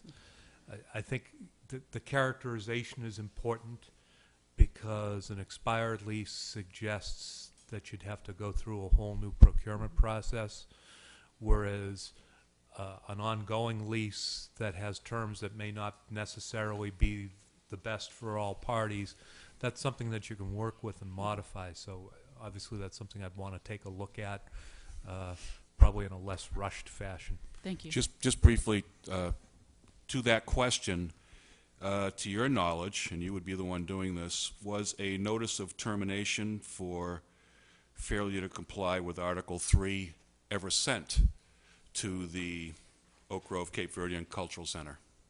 Attorney Bowen, you would be the one who likely would have drafted such a thing, so. Yeah, well, I can say that I have no recollection of ever having prepared such a document. I just wanted to get that on the record because I would sincerely doubt that either you would not remember such a thing, or that this your brother would come in here and try to go for what is essentially a modification of an existing lease with new terms, had he or the center received such a document. So I just wanted to get that out there. Yeah, I think the characterization is very important. Just for the record, I did not mean to imply any malfeasance on the part of the Oak Grove Association. Oh, no, we're just doing our due diligence up here. Thank you, Selectman Whiteside. Selectman Slavin? This issue came up probably about a little less than a year ago. I was asked, before I was actually even a selectman, there was a question with the Cape Verdean Cultural Center about the actual lease itself. And at that time, I remember looking it up and looking at the date and realizing that the time frame had expired, plus I think there was a 6-month piece as well there that they had to notify by. But what I did was I went back and I had pulled the May 12th, 2008 town meeting, article number 25. And I'll just read this because this is where couldn't come up with a straight answer whether or not we could go ahead and redo another lease or not, because the existing lease basically expired and was never actually complied with the actual startup of a building, et cetera, in that lease. What the article said that town meeting voted on was to see if the town will vote to authorize the Board of Selectmen who hold the land now for the municipal purposes to transfer it to themselves and from themselves for the purpose of selling, leasing, or otherwise conveying an interest in the following described real property, also known as the Oak Grove School property, located at or near Onset Ave for the public purpose of providing space upon which to construct and operate a community cultural center with necessary access and parking on such terms and conditions deemed appropriate by the Board of Selectmen. Nowhere in there does it have any time frames or anything else, so obviously the Board of Selectmen at that time put something together, but there's nothing in the vote that has any time restrictions or anything else. So my question first was, do we have to go back to town meeting on this or not? That was the first issue I was trying to resolve. With your permission, Mr. Chairman. Yes. Again, I'm having to do this on the fly, not having had a chance to review the documents, but it's my opinion that the authorization stands, and that the only question would be, let's see, it's been, what, almost 4 years since that vote passed? Yes. There may be an argument that you would have to subtract a few years from the 99 since time has passed, but I mean, those are my preliminary thoughts on it. But the authorization should still stand. So just as an answer, we would be allowed to go back and we would be able to reconsider Mr. D. Miranda's request for a difference in the time frame for startup, et cetera. With your permission, Mr. Chairman. Yes. Well, again, with all the disclaimers, I think, again, characterization is very important here. If this is an expired lease, that if the parties have each done what the contract says that they had to do for the lease to expire, then you will have to likely re-procure this. If this is a situation where you have an ongoing lease, albeit one where perhaps one or maybe even both parties are in technical default of the terms, then as long as it's still a live, unexpired lease, you can modify it without going back out to procurement. I believe, without having a degree, I believe this is an expired lease. So we basically have the position of going back and the board here redoing a lease, working with the Cape Verde Cultural Group, and then coming back with a new lease through the procurement process as well. I would disagree with that characterization. I think if the town failed to, if the lease does not contain any automatic provision for termination in the event that the work was not performed within the stated time, or alternatively, if the town did not send out a notice of termination, then to me the lease is still in effect regardless of whether there was full performance by one of the parties. So that's kind of how I'm approaching this. But I think that we probably need to allow Attorney Bowen full time to go through this thing and see if he agrees with my take or with Selectman Slavin's take. I agree. So, we need to get this resolved. And yeah, we want to get this resolved. We want to get it done the right way. It's okay. Judy just brought something up here. That it says in the thing here, early termination. It says, tenant agrees that if the construction of the initial improvements has not commenced as defined in section 3.1 below, by outside construction start date as defined in section 3.1, the landlord may elect to terminate this lease upon 60 days written notice. We never gave him any written notice, so we haven't elected to terminate it, so the lease still exists. okay. Well, what say you to that, Attorney Bowen?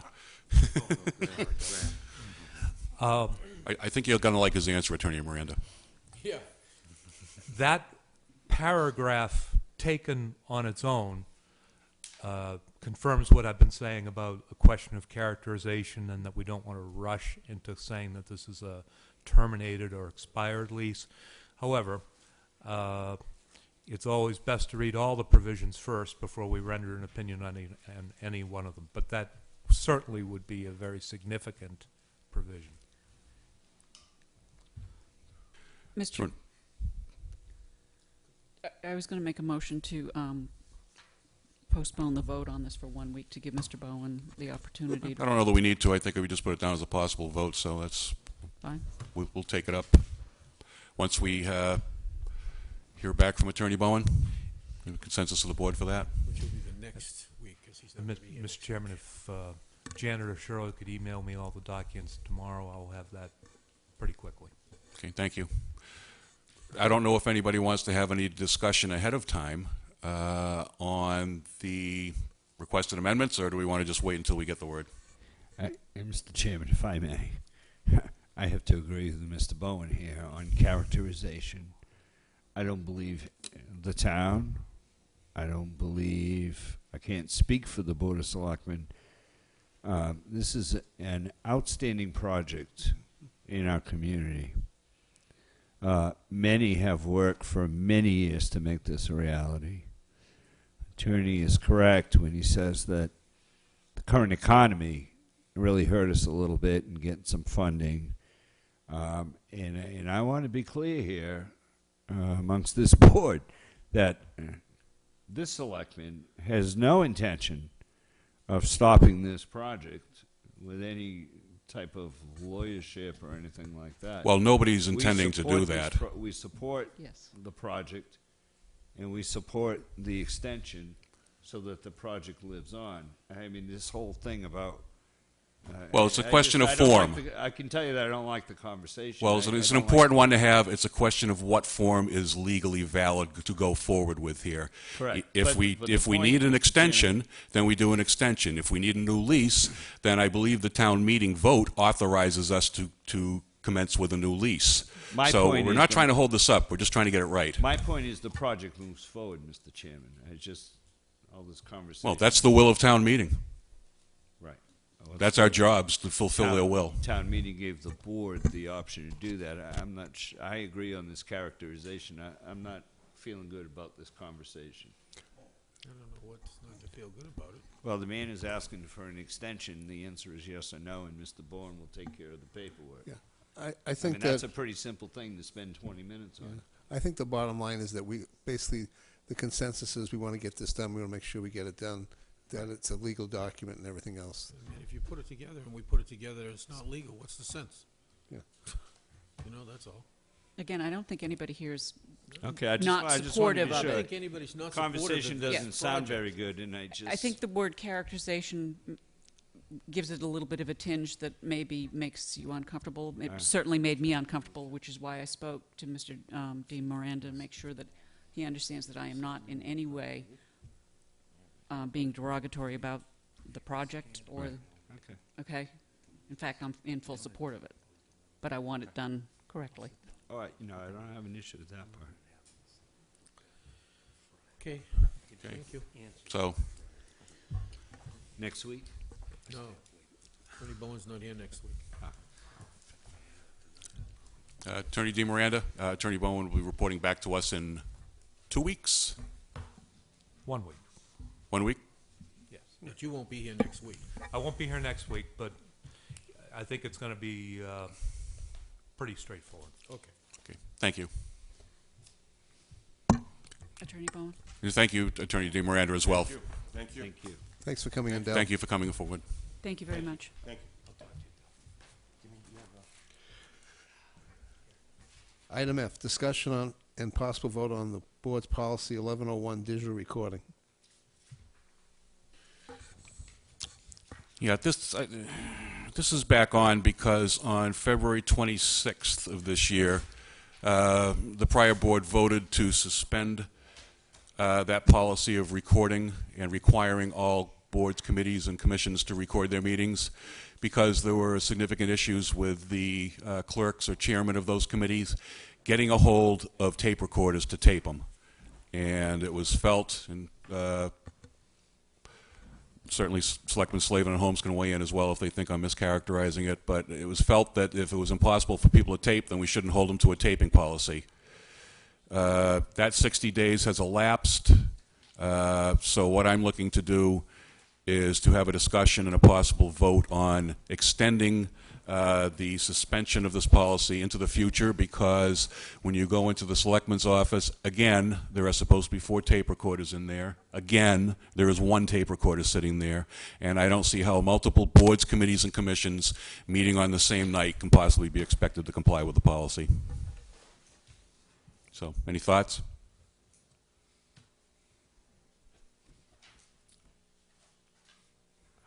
The only thought, Mr. Chairman, the only thought I have is the same thought I had, I think, 60 days ago. It's a day-to-day operational issue.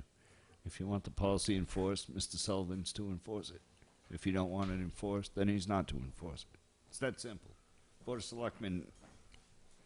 Well, this is recording of committees and commissions. On a shelf. That's not our job here. Well, this has nothing to do with town employees. This has to do with boards, committees, and commissions. They typically fall under the purview, or given that there's a selectman's policy, it does in fact have to do with us and not him. Are you saying the Board of Selectmen now is responsible for tape recorders? They're responsible for this policy. I make a motion to rescind the policy forever. I agree. Second. I'm happy with that, believe me, because I don't like to keep revisiting this. But the last time all we did was put this discussion off. Take a vote. Anything else? All in favor? Aye. 5-0-0. See you later. Select policy 11-01 is stricken from the record. $15 tape recorders. Next item, That's out. discussion and vote to remove the board's Look, you need policy some. Come on. 0901. Get it in there. Sorry. Policy 0901 has to do with the traffic issues, et cetera, which is normally under the road commissioner's function of the Board of Selectmen. We have a letter written by Attorney Bowen, basically going over all the different policies in there, and his basic thought was that they all belong with the road commissioner. Therefore, I would make a motion that we basically rescind that particular policy as well, since it no longer covers us. Okay, I don't think we need any discussion on this one either. All in favor? Aye. Opposed? Abstained? 5-0-0. Next is a discussion and possible vote of remote attendance at public meetings. Excuse me, one second, guys. Yes, go Is ahead. it possible to get a list, and if I've missed it, just tell me, just a simple list that says Board of Selectmen, Road Commissioners, what? Handicap sign, stop sign, line, right? Can we get a list of that from Attorney Bowen? I think he did that in his review of the policy. If we could just, if it's in there, fine, I'll pass it out myself. It's not fully in there, though. But I like to be able to know when somebody calls the house and says, you know, Steve, I want a handicap sign. I just want to know to say, okay, I send that to John Charbonneau, or I send it to you, right? Which way does it go? Can we just get a simple list? Yes. Yep. I Mr. wasn't Chairman, asking you. I'll take a shot at it. When I say take a shot, what Section 3.9 of the Charter did was it assigned all the statutory responsibilities that the Board of Selectmen had under Chapter 40, Section 22, to the road commissioners. And the thing about that statute is it does not specifically enumerate, you know, every single thing that would come before you. You know, a classic one, the classic interpretation of what falls under 4022, and that's everything that's with the road commissioners, is anything that's regulatory in nature. Speed limits, no parking, length of parking, stuff like that. Contrast that with when somebody comes before you and wants to close a street because they want to have a parade. And that's not really regulatory. That's, you know, it's Right. almost First Amendment stuff. So it's difficult. I'll try though. Okay, and no, if it's, Yeah. you know, we can keep asking when they call. Some Yeah. of them are easy now because we've had a few. Yeah. But it, you know, and then it sits and people wait and they're not sure where to go. And because if you get it to John and those guys, I mean, they'll get it on their schedule, right? But I mean, you just got to know which way to send it. I'll take a shot at it. All right, thank you. I appreciate it. I don't think so. It's not up to me, but Oh, no, I'm talking to the gentleman. sorry. It's not a public conversation. You have a road commissioner sitting here and he's raising his hand.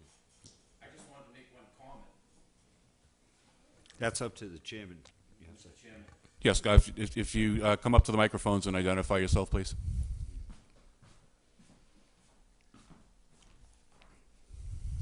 My name is Joseph J. Cardoza, and I live in East Wareham. I have been a road commissioner for the past 3 years. And still, what you's appointed a road commissioner for, you's not doing. What I mean by that is different towns, road commissioner is involved with the roads, with the signs and everything. Over here, we've just had a few meetings and involved with the few signs, and that's it. I mean, the road commissioner is supposed to know when they're having construction or repaving streets, nothing of that. And I belong to the church, and the people are asking me questions, and I told them you have to go to the selectmen. Use people, I go to the town meeting, and they want sewer commissions. It's going to be the same thing. I'm trying to help the town. I've did the job for 47 years, construction. I'm fortunate. And another thing, you're looking for revenue. Revenue. We've got thousands and thousands of tons of sand leaving these developments, and the town don't get one bit of income from that. Carver does. Wareham doesn't. You see what I'm saying? Those are separate issues here. I know it, but I'm just bringing this up. These are what road commissioner Are you saying that? Are you saying that you don't feel the road commissioners are getting information from the town in order to act? Or are you saying that the road commissioners aren't acting? I'm not clear on what you're saying. The town, everything's going through the selectmen. That's what I'm saying. Now, when I was in, there's different selectmen. The only ones here is Mr. Holmes and then Mr. Kane. That's what I'm saying. You have changes, and for some reason, I don't know. I just, and then people ask you, well, how come this street was done? That street was done. I was in this business for, like I say, 47 years, and I go in, road commissioners knew these things, and for the town of Wareham, it doesn't. I know they appointed it. It's been over 3 years. Well, I believe Attorney Bowen might be able to speak to this somewhat. Just very briefly, and I'm not suggesting that this is what Joe's saying, but I know in some communities the road commissioners function as a board of public works. And almost some of what Joe was saying here sounded like board of public works stuff. So, but that's not what the road commissioners are in Wareham. I'm just going to read from the charter, section 3-9, subsection B, powers and duties. The Board of Road Commissioners shall act in accordance with powers enumerated in Chapter 40, Section 22. That has to do with regulating speeds and vehicle parking, things like that. And as such, shall conduct a periodic review of public ways and shall make rules and orders for all traffic policies, including speed limits, traffic control signs, regulation of heavy commercial vehicles, traffic and parking regulations, penalties and repeals. So that's what okay, and I just brought that information up. Yep. You got like in Shangri-La. I've had a few people tell me about Shangri-La, the roads there. Well, of course the roads are going to be deteriorated. You got trailer trucks over there carrying 42 ton, 45 ton of material, and the road was not built for that. And this guy isn't given 1 ounce. Graziano, for instance, I'll mention him for once. I'm just mentioning that. We're getting a little outside of this. I think what Attorney Bowen has said. What, he just said regulations.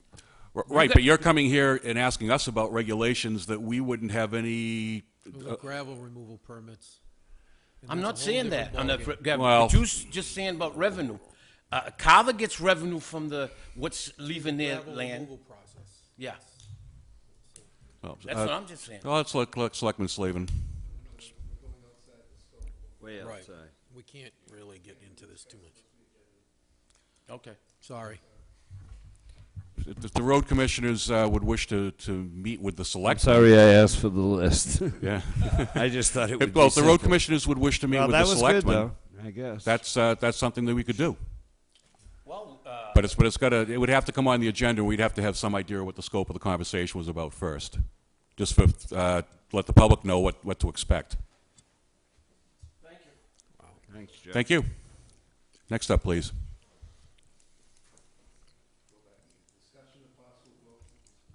Discussion and possible vote of remote attendance at public meetings. Yes. One of the problems we have in town, and it's a problem that goes back quite a long time, is the fact that we've got a lot of people who might be qualified to serve on boards, committees, or commissions, but who go away for 2 or 3 months out of the year. And they feel that if they do that and are unable to participate in the monthly meetings or bi-weekly meetings or what have you, then they tend not to apply, and we lose out on that valuable service. The other thing is, as a body ourselves, occasionally not all of us can be here, and it would be helpful to have a policy in place where we could attend remotely. The Attorney General has come up with regulations. These are what's in your packets tonight, outlining the processes, outlining what's got to be done to appear remotely at public meetings. And Attorney Bowen certainly is available to discuss that as well. But essentially what I'm asking is to see whether the board would be interested in adopting such a policy. One of the issues is the board cannot simply adopt it for itself. If it does adopt it, it applies to every board, committee, or commission in the whole town. And again, this is on here. I thought it was important, given the number of vacancies, given the difficulty people sometimes have in day-to-day life getting to meetings, to at least have the discussion as to whether we want this as an option. Selectman Tropiano? All right, so I appreciate you bringing it to us, you know, I mean, and I like, you know, trying to come up with some solutions to our problem with boards and commissions not being filled. I appreciate that a lot. But I'm sorry, I think that if you're going to be on a board or commission, you got to come to the meetings. It's just as simple as that. You can't tone in from someplace else, have a speaker up on the thing, or however you want to do it, or however it's going to happen. I think it's wrong. You have to show an effort, and the effort is that you come to the meetings. You can't make them all. That's okay. It happens. Okay, but you know, I just be totally against this. This just doesn't feel right to me. I'm sorry. Sure, the rest of you have some thoughts. Selectman Holmes? We have other policies about attendance where some of these folks would automatically either not be eligible or be thrown off for missing, or could be thrown, may be removed from a board if they're absent 3 months in a row. I got to tell you, you know, personally, I run a multi-million-dollar business from my house. And there are guys that I work with and partner with that I've never seen them. So the world around us is remote. Nobody works anywhere anymore. So to have, you know, the library lady call into a speakerphone, I don't see the big deal. I really don't.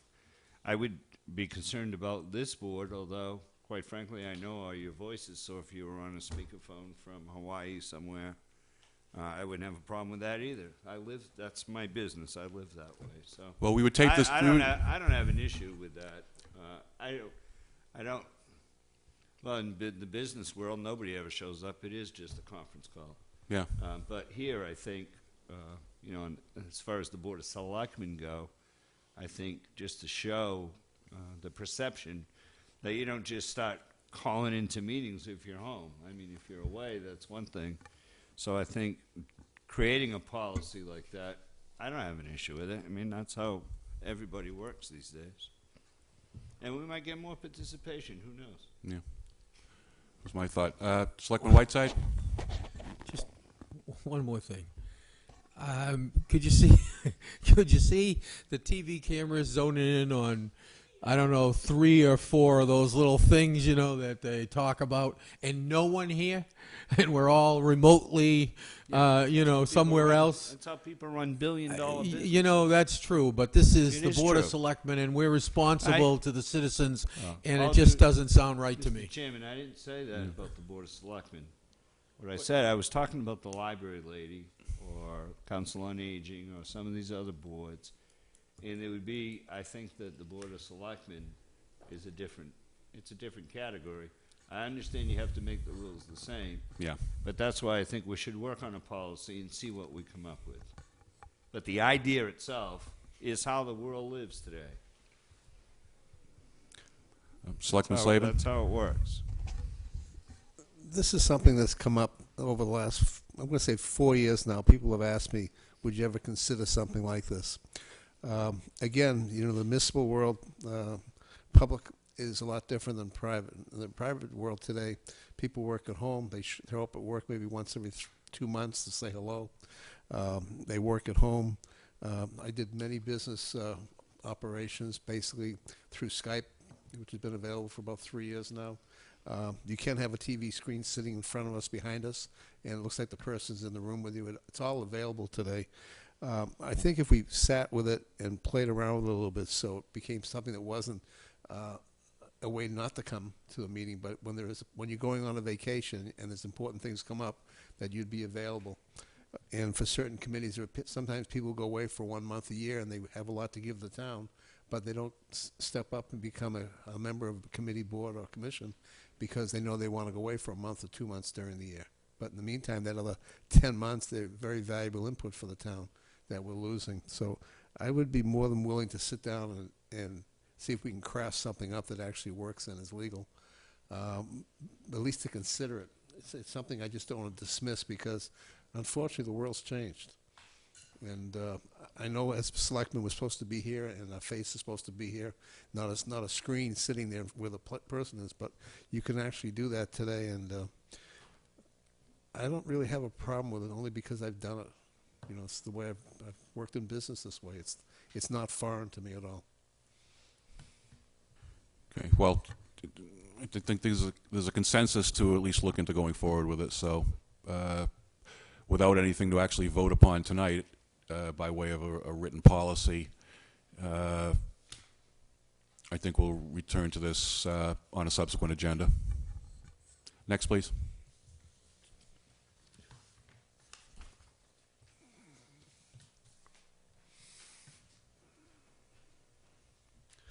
Vote to appoint selectman member to track the sewer commission legislation when it's finalized.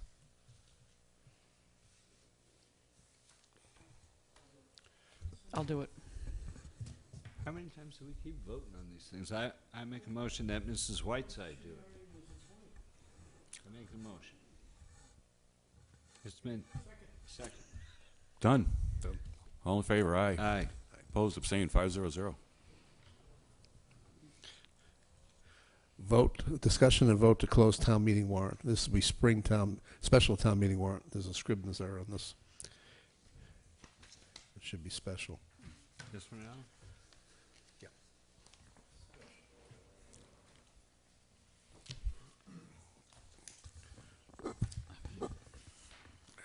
This is just to close the warrant, right? That's correct. I make a motion to close the June 18th, 2013 town warrant as presented. Okay. Anything on the question? All in favor? Aye. Aye. Opposed? Abstained? 5-0-0.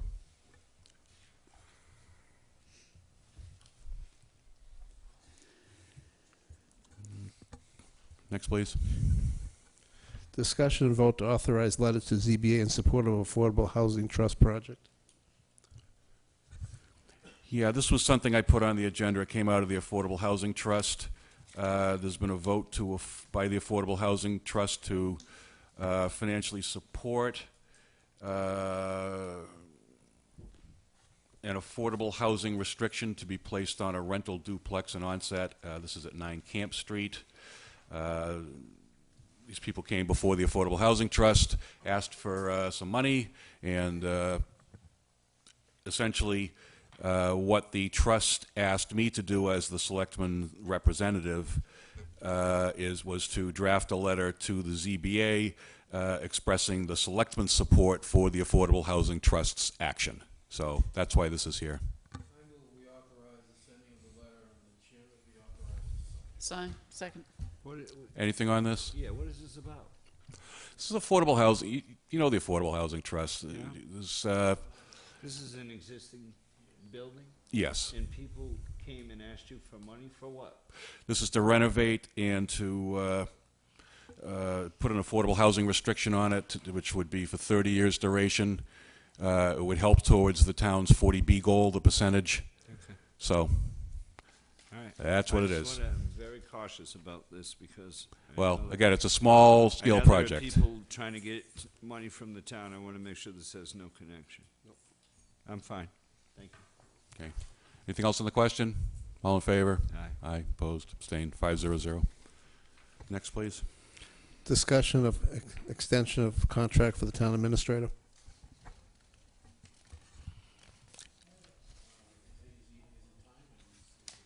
Well, it's time to think about it, I think. We have to notify before 6 months prior. Yeah, we should be talking to him by the end of the month if we're planning to, or at least show an interest, or give him notice that we're interested in. Yeah, and that's what this is for. Well, process is already set up in the charter. You discuss it 6 months beforehand. You either vote to enter into a negotiation or you say thanks, but we're going to go in a different direction. That's your process. There's nothing else to be said with an existing town administrator under contract. He is, but if you want to extend his contract, typically you review his performance and so on as part of that process. Yeah. And we need to have a process for how we're going to review him. I remember the last time I reviewed a town administrator, we set up a process and established points. You know, we used a point system in order to establish a thing to see how he was doing and set him some goals and levels. That way you have something going forward. I mean, I think he's going to be a phenomenal town administrator. I think he's really going to be good, and I think he's really showing that. But, at some point we have to treat him like a town administrator completely to the point where he falls into these, we do the process. We go through the process with him, and we make sure that he has performance reviews and things like that going forward into his next contract. That's the process I'm talking about. Well, that process that you're describing sounds like items that would be in a contract, not whether you're talking about the threshold question of do you want to enter into a discussion about a contract, which is what this is about. If you're talking about giving him objective measurables, you do this, we want certain things done on time, et cetera, et cetera, et cetera. Those are all things that you would include in his contract as items that he has to perform pursuant to the contract. That's how I'm looking at it. I think we all like the town administrator. I think all of us agree that we like the town administrator. But as part of the process as to whether you want to even offer the guy a new contract, you have to have some performance base about why you're offering him a contract. And that's all I'm saying is we need to have some discussion about the performance base that says, yes, okay, you know what, we all agree, we checked all the boxes, and absolutely we want to give him a new contract. Then you can go on later on to discuss how you're going to do the contract. You know what I'm saying? Just because we all happen to really like him and think that he's going to be phenomenal and that he is good, doesn't mean that we don't have to have some process in place. It has nothing to do with liking him. Well, It has to do with his performance. If he's I like doing his performance. if he's doing a good job and you don't like him, that's fine too, right? But Well, I it's agree poss- with you. It's possible to Can you vote. do this, can you do a lot of this? Is this any of this executive or is this all public? Well, this vote has to be taken publicly. I understand that, But- I'm talking about personnel. When you get into what Patrick's talking about, now you're talking about personnel. Can you discuss the personnel, staff members' performance in public? That's kind of a sticky question. I think we should go straight to town council for the answer on that. Well, it makes a difference where you discuss what you're talking about.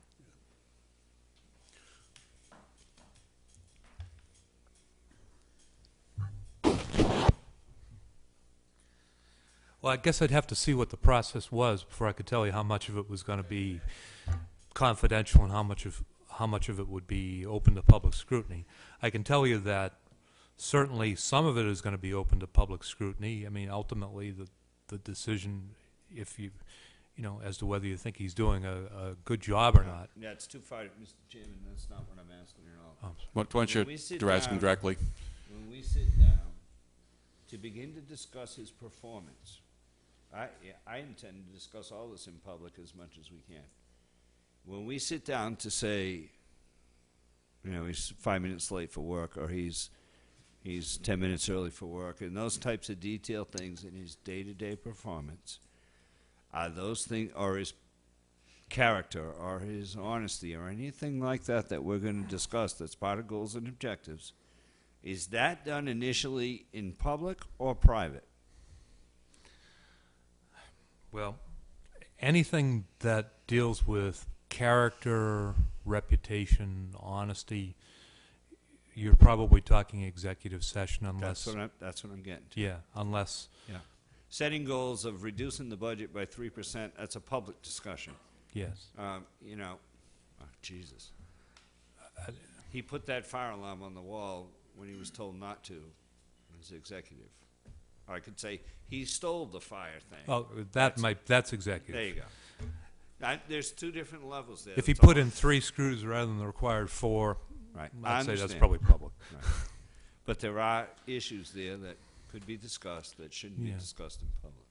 Yeah, but we need to see what the process is to be able to put it in the right box. Do you want me to write something for next week? Bring it in? I think the question Want really me to is... put something together, or no?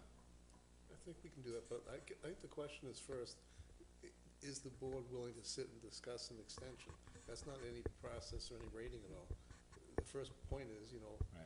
which I think happened happened before that I remember, was that, you know, the board did not vote to go ahead with anything at That's all. why it's on so early, Yeah. so that...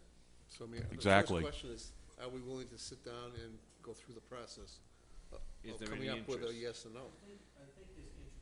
If you're asking me if I'm just interested, absolutely. I'm 100%. Well, that's the Yes. first step. But then there's, The rest of it's, But you have to gotta have give them notice of interest first. That's part of the public agreement. wants the process. They want to hear what, Yeah, but they want to hear that. we're required to basically, you know, inform them if we have interest in retaining them or not. I'm That's all. not suggesting any of that be done in... That's all. Only those things that require executive session have to be done that way. Because then you open yourself up to litigation, potentially, if there's an issue. Yeah, I would agree to move forward to start having a discussion. Do we need a motion for that, Mr. Bowen, or just I'd do a motion. Continuous contract. I'll make a motion that the board consider looking at continuing town administrator's contract and start initial discussions. Second. Anything on the question? Selectman Whiteside, you look as though you'd like to say something. Yeah.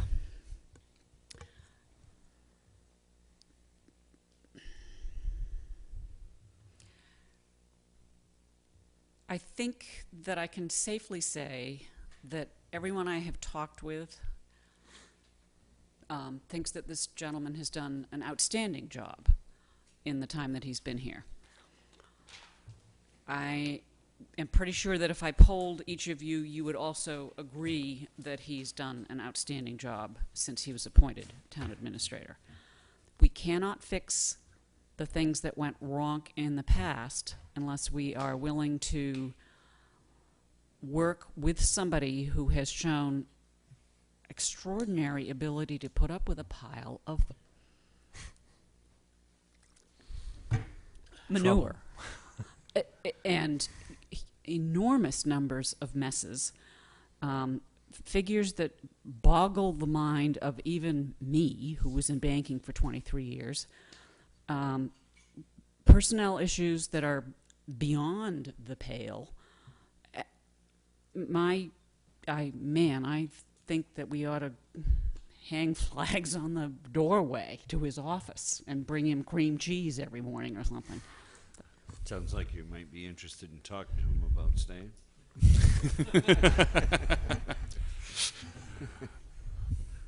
Oh, yeah. Yeah. Typically, these kinds of words, just as a general Warning. caution, tend to come out after you've executed the 3-year contract, because you don't want somebody feeling Yeah, too don't- great going don't- into the negotiation Don't here. puff So him up too much. yeah. Right.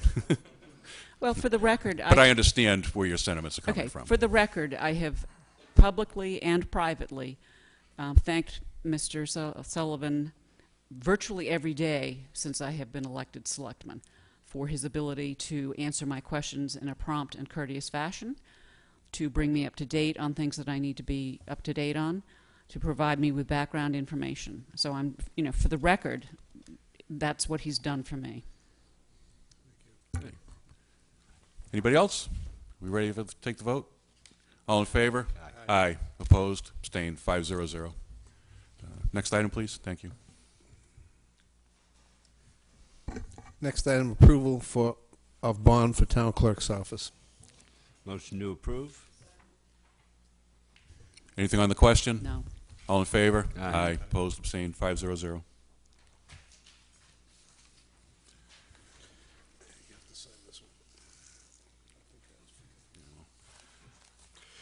Does anybody else have any other town business? I do.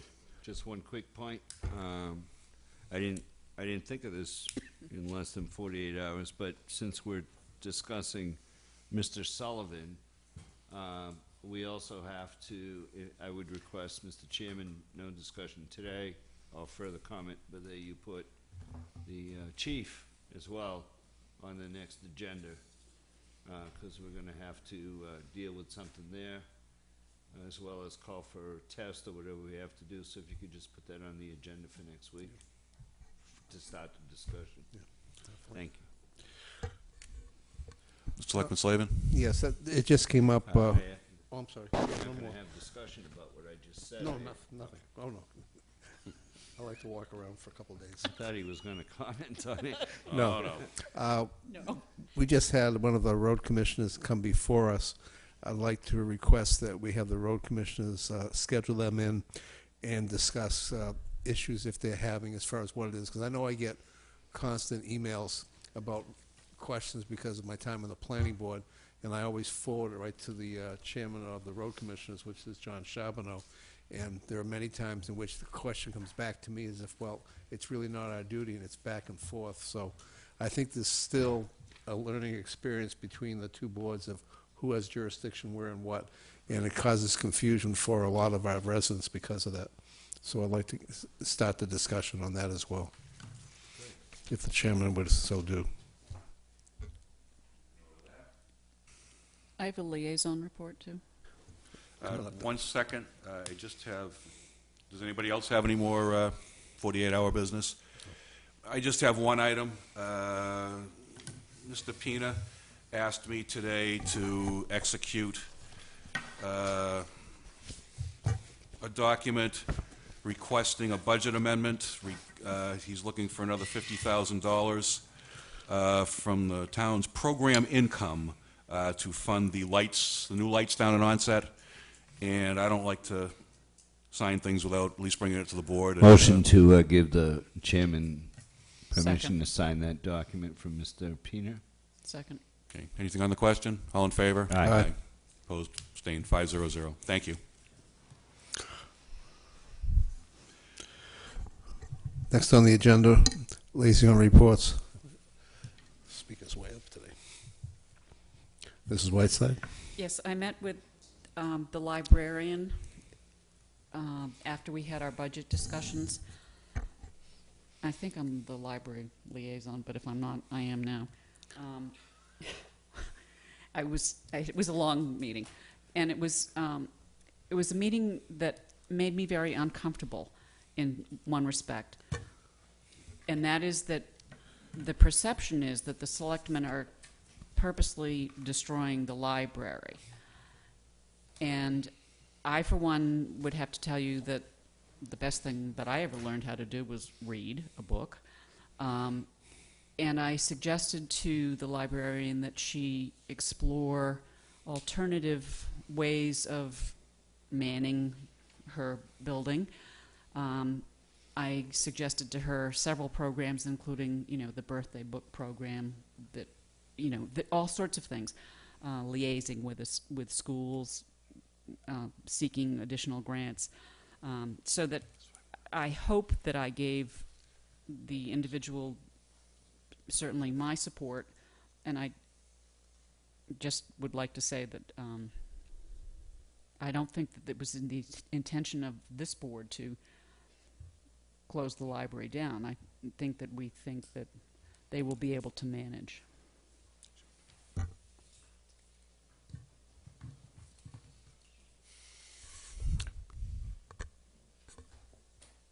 Well, I would just say I agree with Mrs. Whiteside.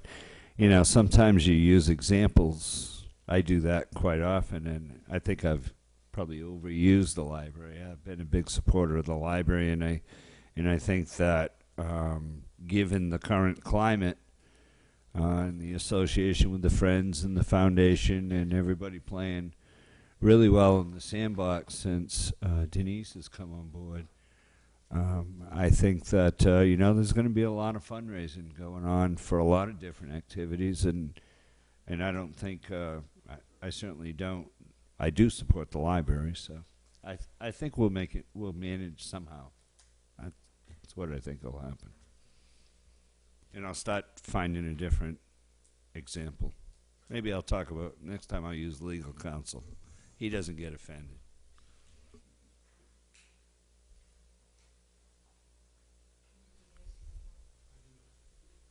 Mr. Chairman, I have just a quick. We received from Council on Aging some time ago. We were in the process of sending out a certified letter. Is there any chance we can get that moving along? Now there's only 2 people on the list as opposed to 3, as one is now deceased. I believe there's some additional process, as I understand it, that needs to be followed with that, but we will be bringing that up on the next agenda, I believe. It was just to send the letter, and then if there was some issue, there was a public hearing that could be requested. But I don't think we've sent the certified letter. No, I know that hasn't gone out. But I don't think it's gone out. No. It's been going on for a few months. Yeah, working on it. It's part of my old stuff that I was trying to get cleaned up. Yep. Yeah, I think it's in the. I requested it. I know that. So, all right. I'll follow up on that and make sure it happens. That's the Council on Aging. It has absentee issues. All right. Thank you very much. Anything else, the board? Motion to adjourn. Yeah, good. Oh, I'm sorry. Are you all set? Okay. All in favor? Aye. Opposed, abstained, 500. Thank you very much. Thanks, Have a good everybody. evening. Have a good night.